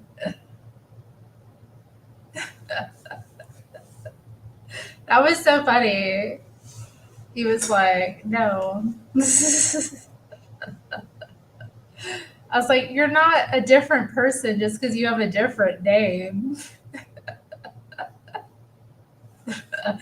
What a weirdo.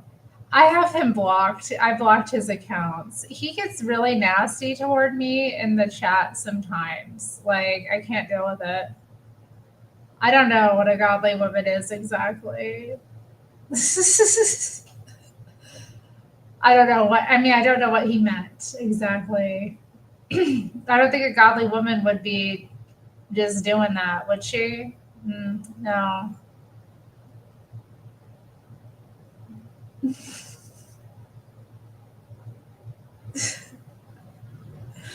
Anyway, let's continue. Hold up.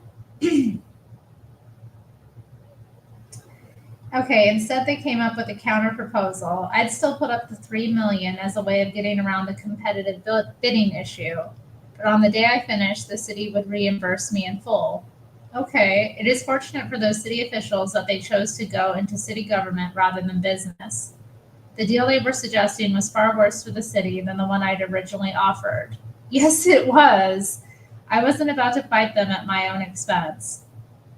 By the end of the day on Friday, June 6, 10 days after my original offer, we came to an agreement. Subject to final approval by the city's Board of Estimate, I'd put up the construction money and agree to complete the work by December 15th. At that point, the city would reimburse me for my costs, up to a cap of just less than $3 million, but only if the rink worked.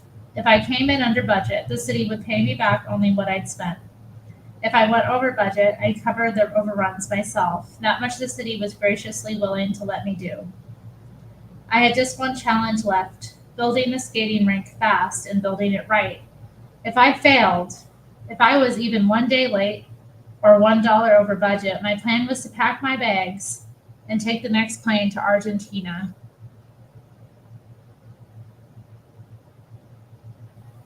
You're right about that, Javier. Yeah, bond groupies. That's a nice way, bond groupies. Doing the silent prayer together. Aw. Yeah, it would be nice to do it with someone else. I do. Actually, I like praying in silence with other people. I've done it before where we're just, praying in silence together. And it's a powerful experience. With the silence, not all that chatter and like, Lord, if it be your will, just come in and touch this and be with them and blah, blah, blah, blah, blah. Like, or we could just be quiet and like be still. Add the silent prayer to my stream. That'll be a way to get it in. That would be a way to get it in. We'll see, maybe at the end, guys.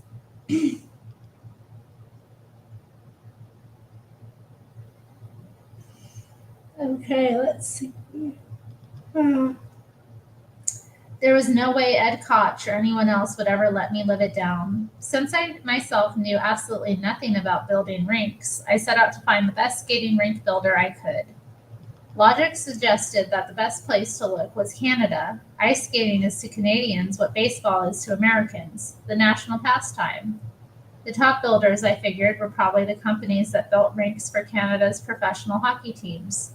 Sure enough, everyone I talked with agreed that a company called Simcoe, based in Toronto, was the best of the best. Among other projects, they built a rink for the Montreal Canadiens. I got their top guy on the phone, and I began with a very basic question. What does it take to build a great outdoor skating rink? He gave me a very quick course in rink construction. The key choice, he said, was which ice-making system to use. The city had originally decided to use a relatively new technology in which the freezing agent is Freon. The rationale was that a Freon system requires less electricity, which translates into some minor energy cost savings. The disadvantage of the Freon system is that it's far more delicate, temperamental, and difficult to maintain, particularly in a public facility where personnel turns over frequently. Among ice skating facilities that use the Freon system, my friend from Simcoe told me at least 1/3 had experienced problems. The other option, which had been used in hundreds of skating rinks for decades, was a brine system, in which salt water is circulated through the pipes. It costs a little more to run than a Freon system, but the advantage is that it's highly reliable and incredibly durable. The Rockefeller Center skating rink has used a brine system since it opened in 1936 and has never experienced a major problem. By the time I finished my first call, I'd made up my mind to use a brine system in rebuilding the Woolman rink. The city, in fact, had finally come to the same conclusion. The only difference was that they first wasted 6 years and millions of dollars. I soon discovered that the city's incompetence on the Woolman Rink project had extended to every imaginable detail, large and small. On June 16th, 1 week after I'd made my deal to take over the rebuilding of the rink, the city report was released on mistakes made at the Woolman Rink over the past 6 years. The study had taken 15 months to complete, 4 times what I'd given myself to totally rebuild the rink. Worse yet, while the report provided endless examples of incompetence, it came to absolutely no conclusions about who was responsible for the fiasco and what could be done to avoid such failures in the future. The one thing the report did provide was an astounding chronology of sloppiness, indecision, and incompetence, and sheer stupidity. If it weren't so pathetic, it would have almost been comical. Jeez.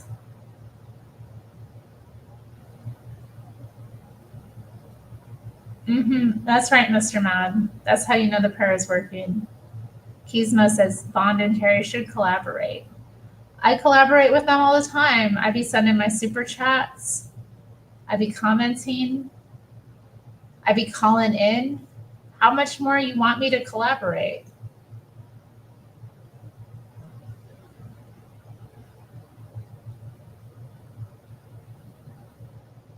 Man, no, that video I watched from JLP earlier today was amazing. I couldn't believe it. Like, he destroyed Philip Zimbardo. I could not wait it. I need to be their guest. Oh my. Little old me? Why do you think I would be a good guest? Well, send them a recommendation then. Write to them. You can write to the, people. The fallen state. Y'all, I don't know. Didn't you say something like that recently and I told you? I'm gonna tell Nick. Well, Nick already knows about my channel. But whatever. Do what you're gonna do.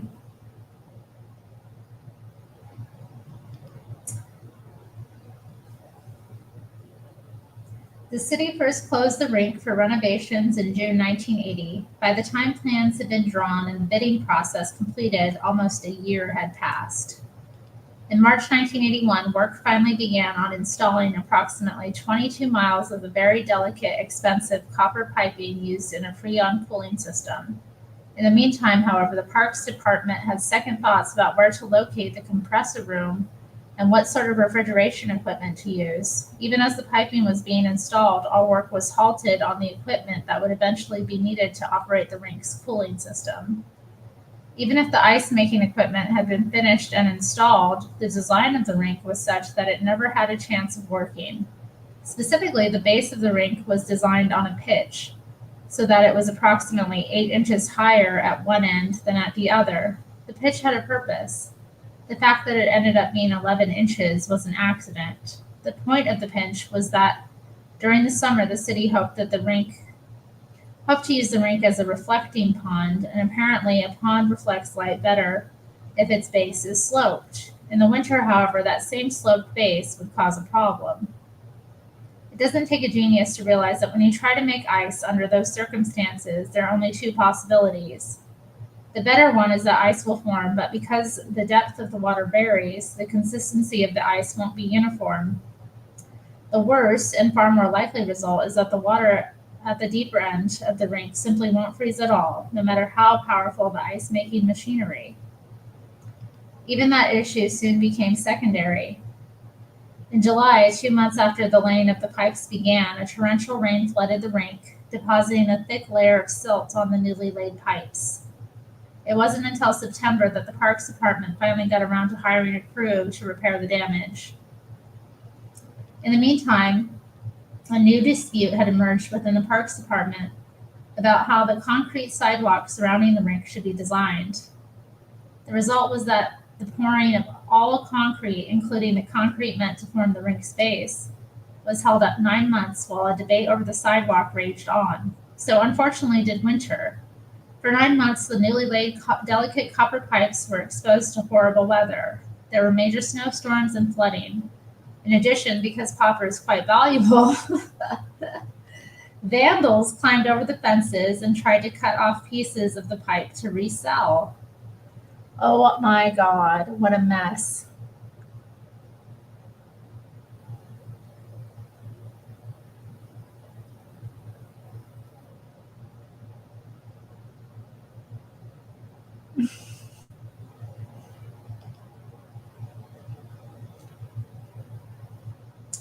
By the spring, it was as if those 22 miles of pipes had been through a war. Nonetheless, not one person thought to check them for possible damage. By June of 1982, 2 years after the rink was first closed, the concrete was finally poured over the untested copper pipes. Jesus, this is such a mess. I'm getting so upset just reading this.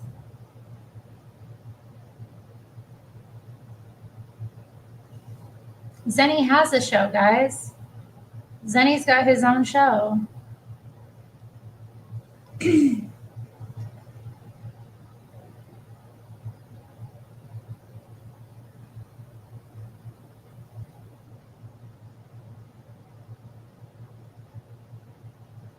Contractors often use a vibrating machine when they pour over uneven surfaces, since it helps prevent bubbles from forming.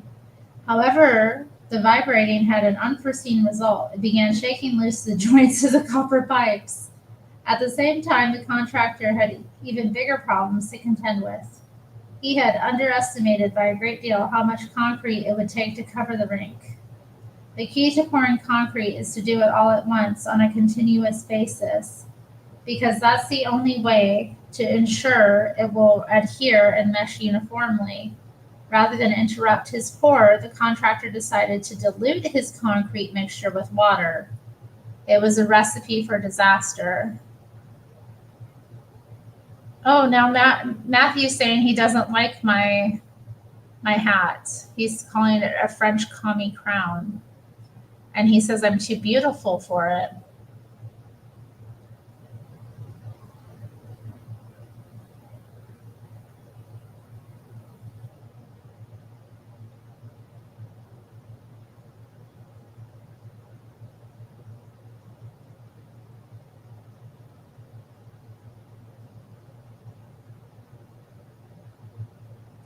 Matthew's right, though. Okay, press 1 if you want me to take the hat off in chat. Press 2 if you want me to keep it on.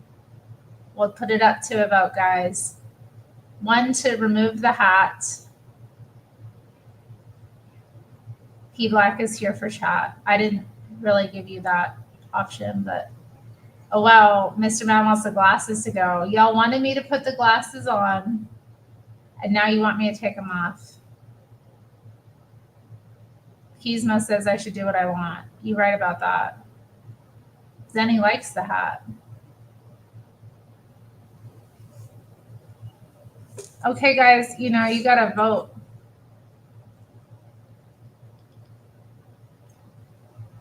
We have 2-1 votes and no 2 votes.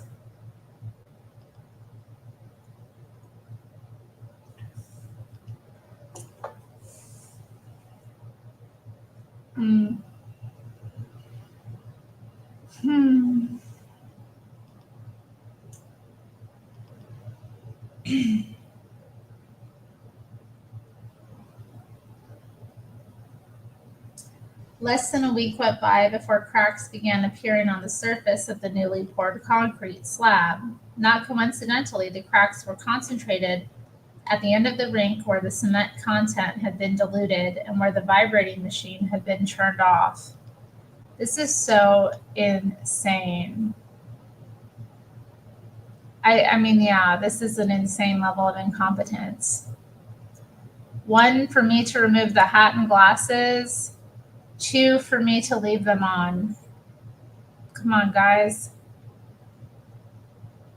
You control what Terri does. M likes them. Okay. All right. Wow. Yes, I see you're voting for. I get it. You're here for chat. Okay. Yoda thinks I should keep them on. Okay. Mr. Mad, you already voted. You can't vote again.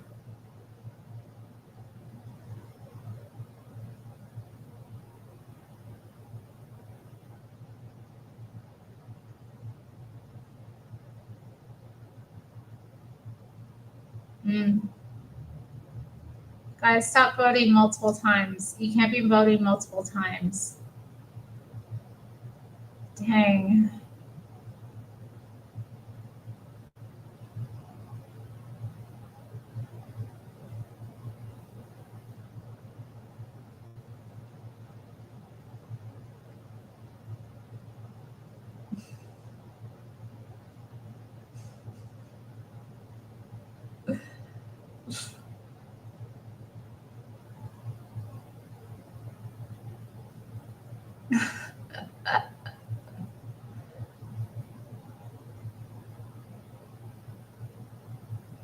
So silly.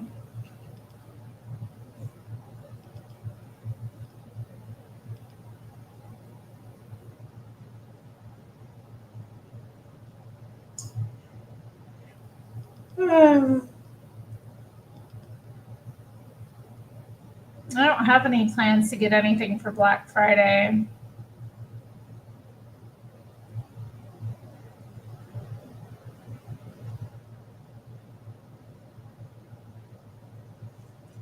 I don't know. I've wanted an espresso machine for a while. I'm a 10 no matter what, says M. Thank you. Let's take the hair down then.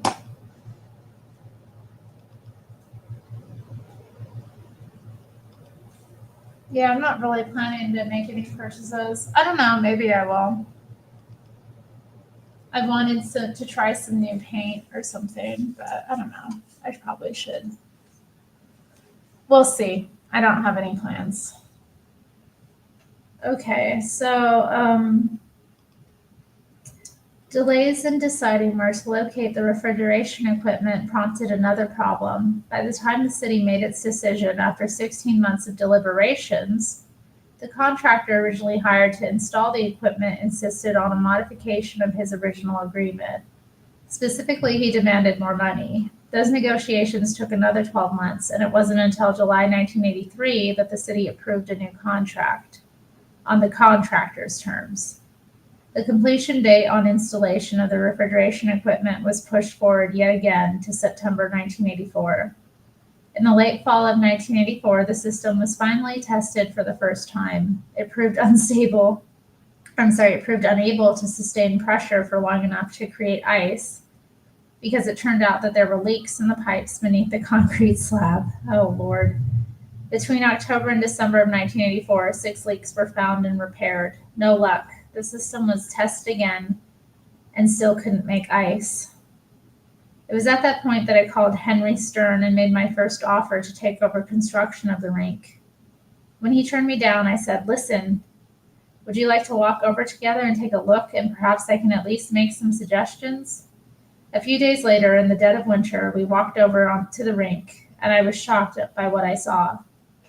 There were literally hundreds of tiny cracks in the concrete slab. Worse than that, there were at least a dozen huge gaping holes cut into the slab at various places. When I inquired, I found out that the holes had been cut through the concrete in order to get at leaks in the pipes underneath. Unfortunately, the jackhammers used to make holes in concrete are very violent, and the pipes underneath are very delicate. In the effort to get at the leaking pipes, these violent men and their violent jackhammers actually made the problem much worse. Right then and there, I turned to Stern and said, "You have a major problem. You'll never find these leaks. In the meantime, you'll just create bigger leaks. Forget it. Start all over. Henry tried to be polite, but it was clear that starting over was the last thing he'd consider. Oh, man.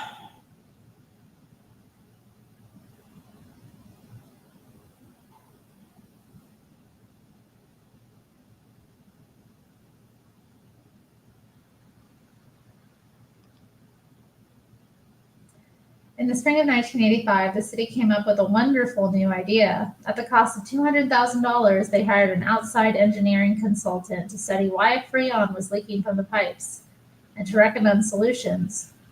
The first promised to have its report within 4 months. 9 months later, in December 1985, the firm announced that they'd been unable to isolate the cause of the leaks.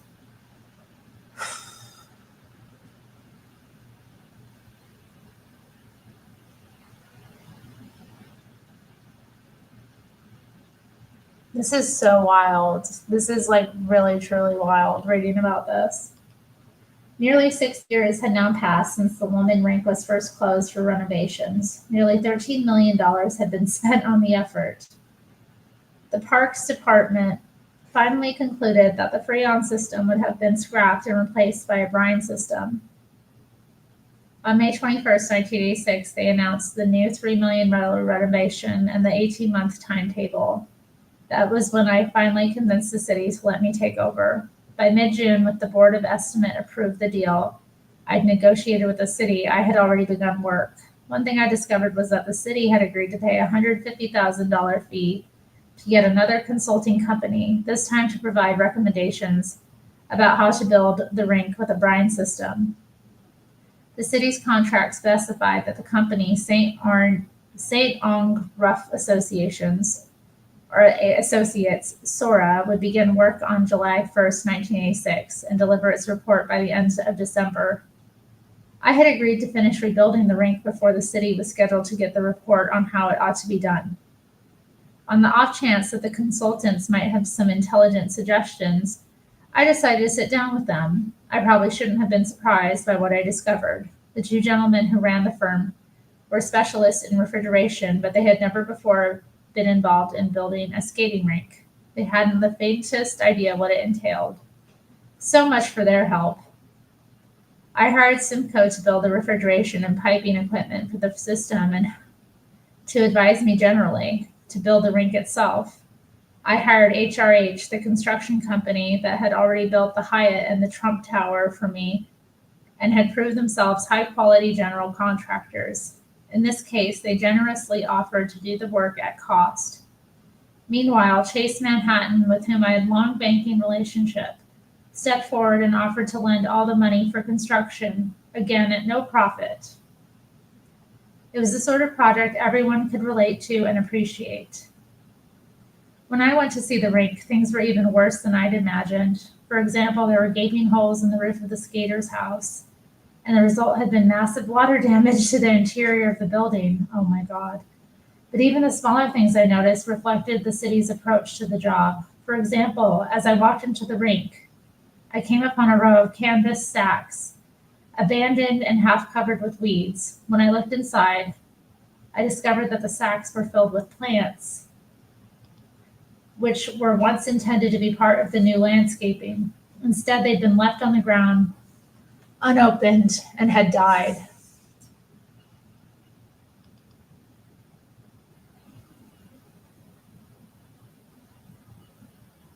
Annyeonghaseyo, Key Black. Actually, I don't know. I can't read that.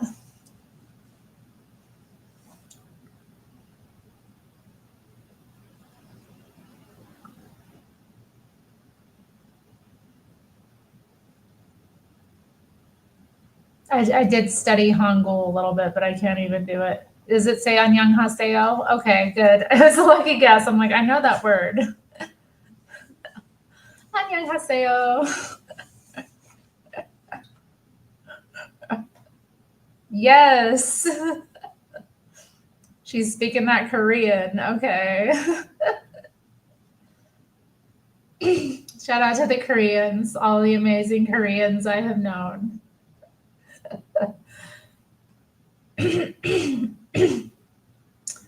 If any of my Korean fan base is watching, let me know.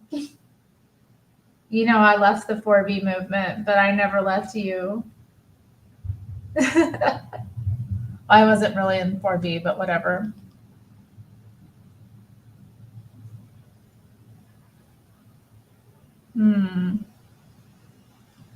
I never watched Squid Game. Okay, let's see. Where was I? Just as I was making this discovery, a city worker walked by and stepped right on one of the few living plants on the site. He didn't look back. In a way, it was a perfect metaphor. The rink being trampled by one of the people who was being paid to fix it. The incident reminded me of a time several years earlier when I was walking by the rink on a beautiful summer day. It was about 2 p.m, and there, right in the middle of the unfinished rink, were perhaps 30 laborers. Not one of them was working. I figured they were on coffee break. Perhaps an hour later, I walked past the rink again. The same men were there, in exactly the same positions, as if they were on a permanent siesta.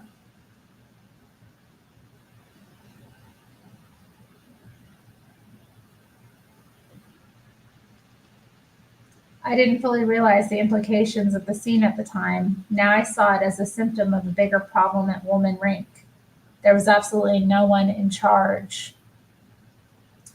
Leadership is perhaps the key to getting any job done. There wasn't a single day when I didn't check on the progress we were making on the rink.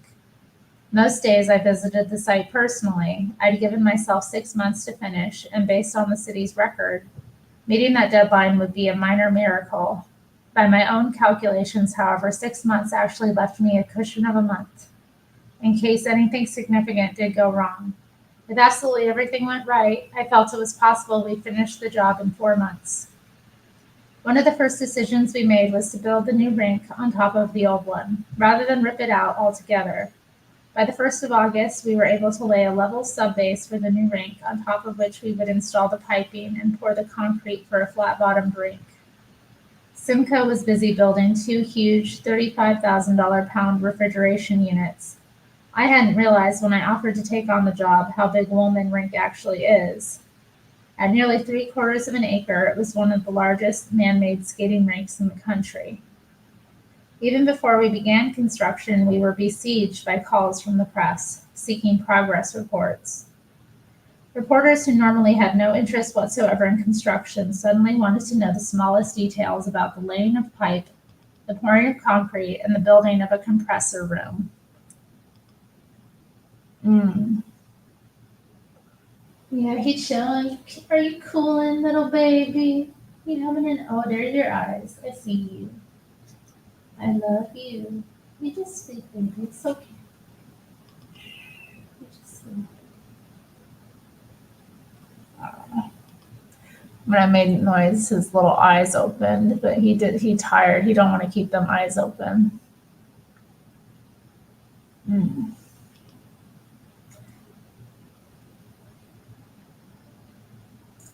After the first dozen or so calls, I decided to hold a press conference to answer everyone's questions in a single forum.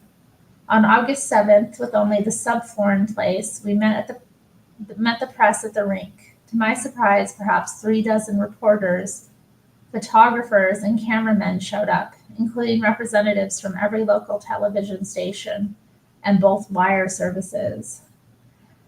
I had no earth-shaking news to announce. All I could report was that everything was proceeding right on schedule and that we were expected to be open by December. That was enough. The next day, there were stories in every newspaper with headlines like "Trump has an ice surprise for skaters and Trump puts the icing on Woolman cake." There were those who said I was a little overboard holding press conferences about Woolman Rink. Perhaps they're right, but I can only say that the press couldn't get enough of this story. At least a dozen reporters showed up for every press conference we held. Nor did the story of the rink generate just local attention. Dozens of newspapers as far away as Miami, Detroit, and Los Angeles ran long pieces about the Woolman Rink saga. Time magazine devoted a full page in its Nation section to the story. It was a simple, accessible drama about the contrast between governmental incompetence and the power of effective private enterprise.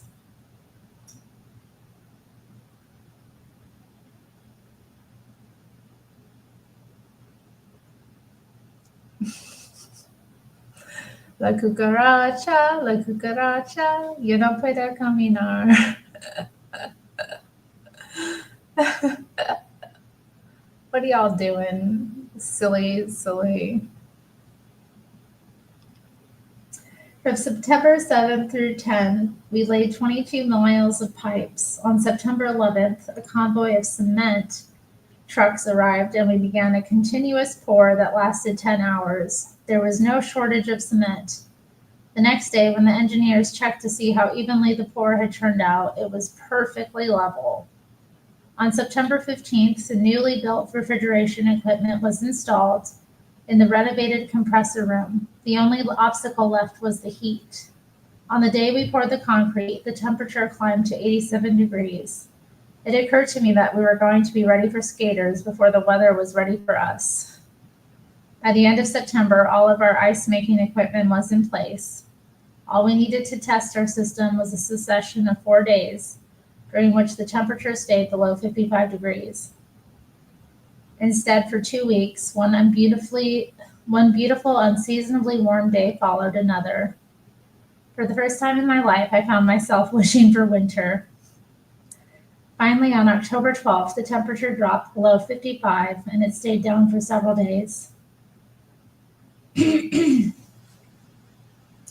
On October 15th, we conducted our first test of the new system, sending brine through the piping. There were no leaks and the pressure held. That night, following a rainfall, ice formed on the rink. Beautiful, long, clear, awaited ice. It was almost 4 months to the day since I'd gotten approval to renovate the rink. We'd also managed to come in more than $750,000 under our $3 million budget. With the city's blessing, we used the leftover money to renovate the adjacent skate house and restaurant. During most of the construction, the city stayed out of our way, in large part because I instructed my men to keep park officials off the site. When they did try to interfere, it invariably turned into disaster. As an example, after we'd finished the rink, a crew from the Parks Department showed up carting a small tree, which they announced the city wanted to plant in my honor. It wasn't enough for 1 or 2 guys to handle the job. A crew of perhaps a half dozen men came, among them a park horticulturalist to supervise the job. The tree itself was transported in a tractor with a backhoe loader. By total coincidence, I walked up to the rink just as the men were beginning to plant the tree. It happened to be one of the ugliest, scrawniest little trees you're ever likely to see. I could have lived with that. What got me absolutely nuts was the way they were planting the tree. Just the previous day, we planted beautiful specimen sod all around the perimeter of the rink. It had rained the night before, and the ground under the newly planted grass was soft. What did these men do but drive their tractor right over the new grass, completely trampling it? In a matter of minutes, these 6 men, most of whom weren't needed in the first place, managed to totally destroy a beautiful planting job that had taken 2 days to complete and now would require 3 months to grow back in. Around this time, I got a letter from Gordon Davis, the parks commissioner before Henry Stern. Davis wrote to say that as a person primarily responsible for the early problems at the rink, he was delighted and relieved to see how superbly his mistakes had been corrected. I happen to believe that Davis was far from the only person responsible, but what struck me most about his gracious attitude was how radically it contrasted with that of Henry Stern.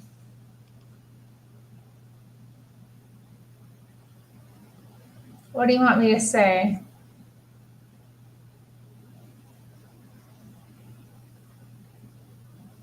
Siento dos huevos. Siento dos huevos. Tengo los huevos fríos.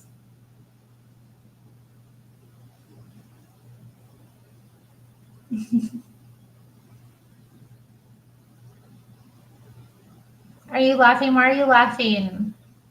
Why are you laughing? Y'all are laughing at me. Did I say something bad?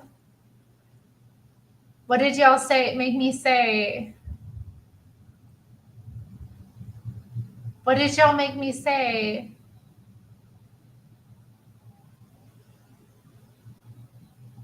Ciento dos?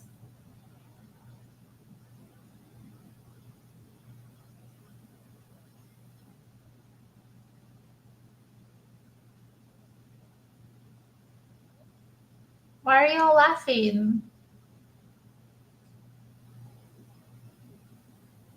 Y'all are laughing really hard. And he black said, oh no, lol. Why?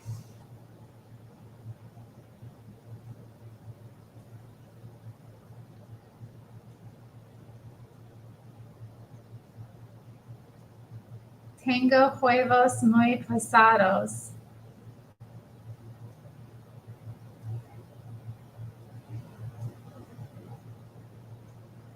Really, Rome? You made me say that, Rome? Why would you make me say that? Y'all are mean. Why? I'm getting picked on. This is what's going to happen when the Hispanics take over America. This is what it's going to be for the white people. I'm being oppressed. It's going to be like this all the time. They're going to be like, Terri, say this. Terri, say that. And I'm going to be like, da, da, da, da, da. And then they're really making me say something else.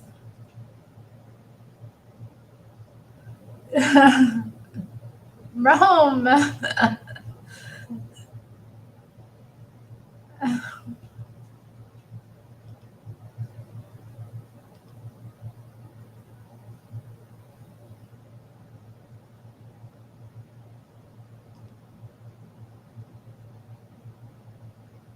Throughout the Woman Project, Stern took numerous opportunities to minimize to reporters what we were accomplishing. The Daily News,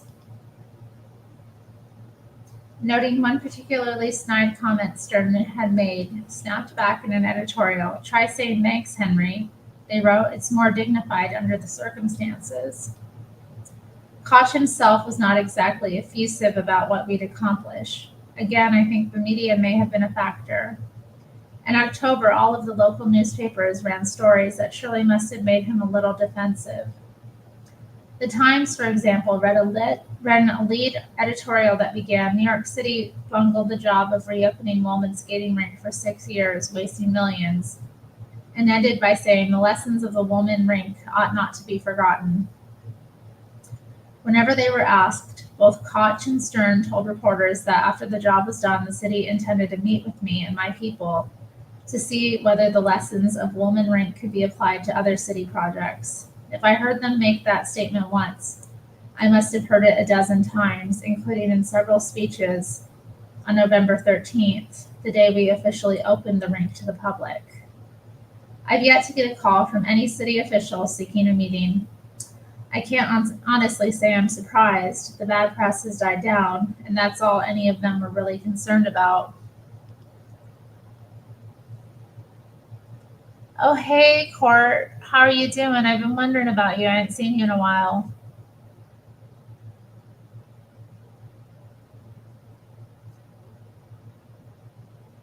He's old enough, Latine.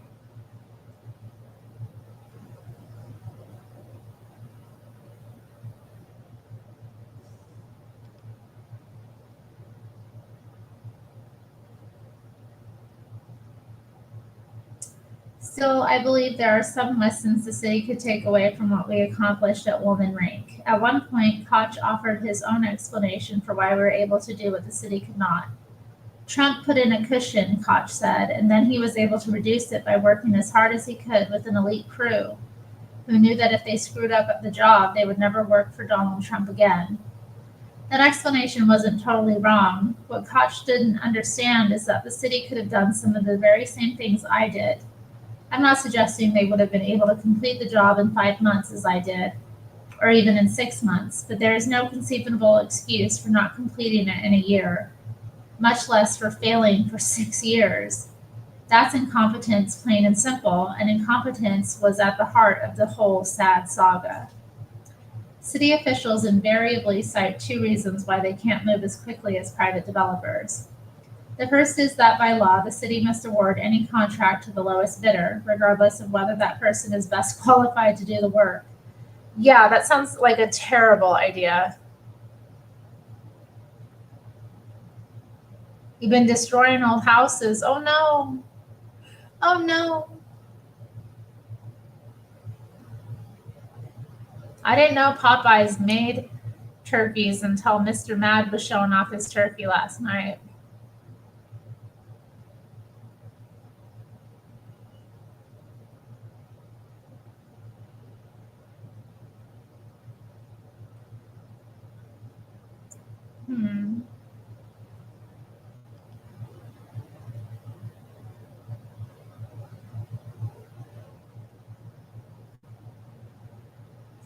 There is at least a partial solution. Objective qualifying standards ought to be adopted for any bidder on a city job.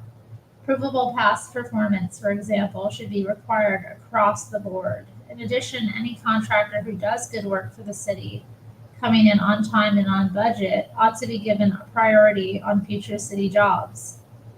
The other disadvantage city officials cite is the so-called Wicks law. It requires that on any public construction job budgeted over $50,000, the work must be divided among the least 4 separate contractors, or at least 4 separate contractors. The law was designed to increase competition and reduce building cost, but it does exactly the opposite. No single general contractor is permitted to have overall responsibility, and the result is frequent delays, disputes, and overruns. I don't deny that these laws put a crimp on the city, but I believe a far bigger problem is leadership. I know from my own experience that the only way to get even is the best contractor to finish a job on time and on budget is to lean on him very, very hard. You can get any job done through sheer force of will and by knowing what you're talking about.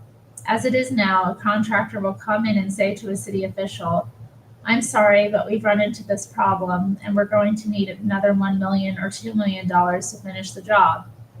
No one argues back because virtually no one in the city government knows anything about construction. Worst of all, no one in the city government bureaucracy is held accountable for failure. I'll give you what I consider is the classic example. Back in 1984, by which time the city had already spent 4 years trying to rebuild Woolman Rink, a man named Bronson Binger held a press conference. At the time, Binger's title was Assistant Parks Commissioner, and his primary responsibility was the renovation of Woolman Rink. Binger made a bold, confident announcement to the reporters who showed up. If the Woolman Rink isn't ready to reopen in time for next season, he told them, then he'd resign his job. Guys, I think I'm going to stop there tonight. We've read, you know what? No, I'm not. I'm going to power through. Yeah, it's 2 more pages. I can power through. Give me a second, guys.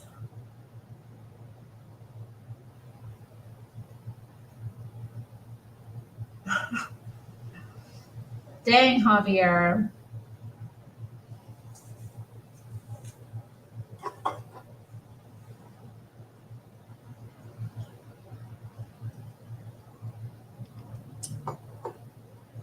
Yeah, Javier. We're going to get to chapter 13. Hold up. We're doing it tonight.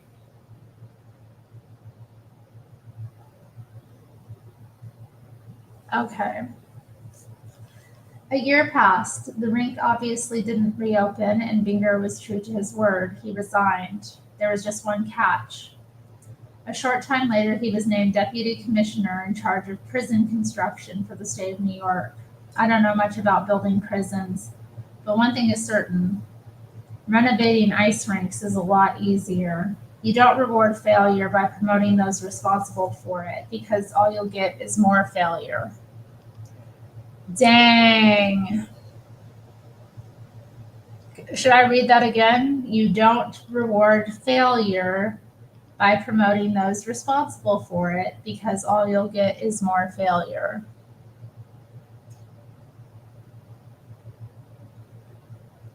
The one group that does benefit from the city's incompetence are the contractors who do the work. When a subway project or new highway or a bridge goes up or goes over budget by millions of dollars, contractors clean up.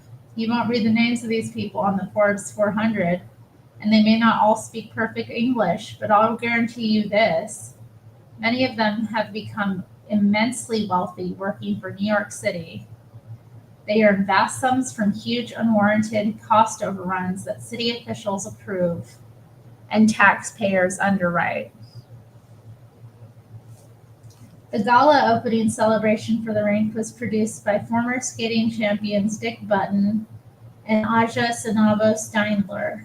They managed to bring together for one show most of the world's best skaters: Peggy Fleming, Dorothy Hamill, Scott Hamilton, Debbie Thomas, Robin Cousins, Toller Cranston, the teams of Torville and Dean and Bloomberg and Seibert, and others. It was a great occasion.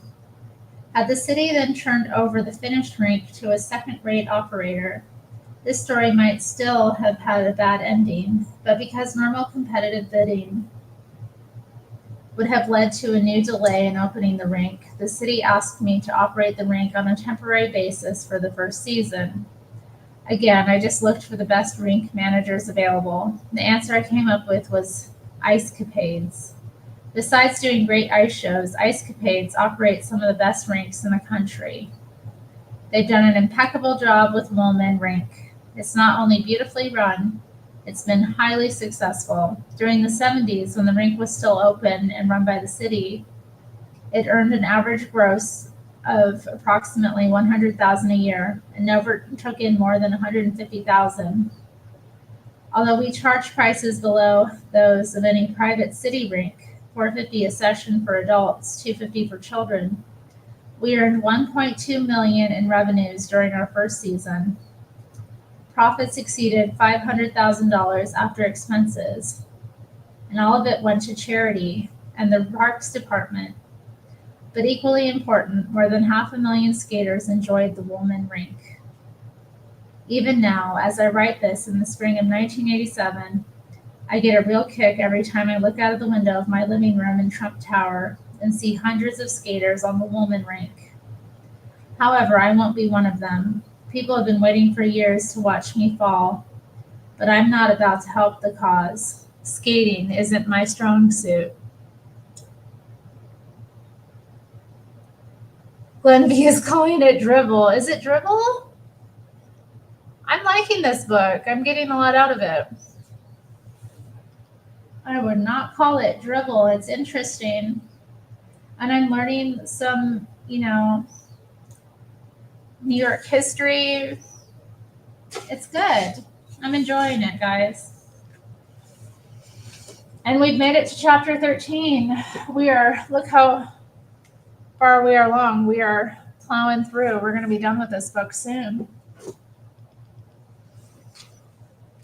But yeah, guys, it's been fun. I'm going to head out now. I'm tired. Need to get myself ready for bed and whatnot. And I hope you all have a good night. Bye.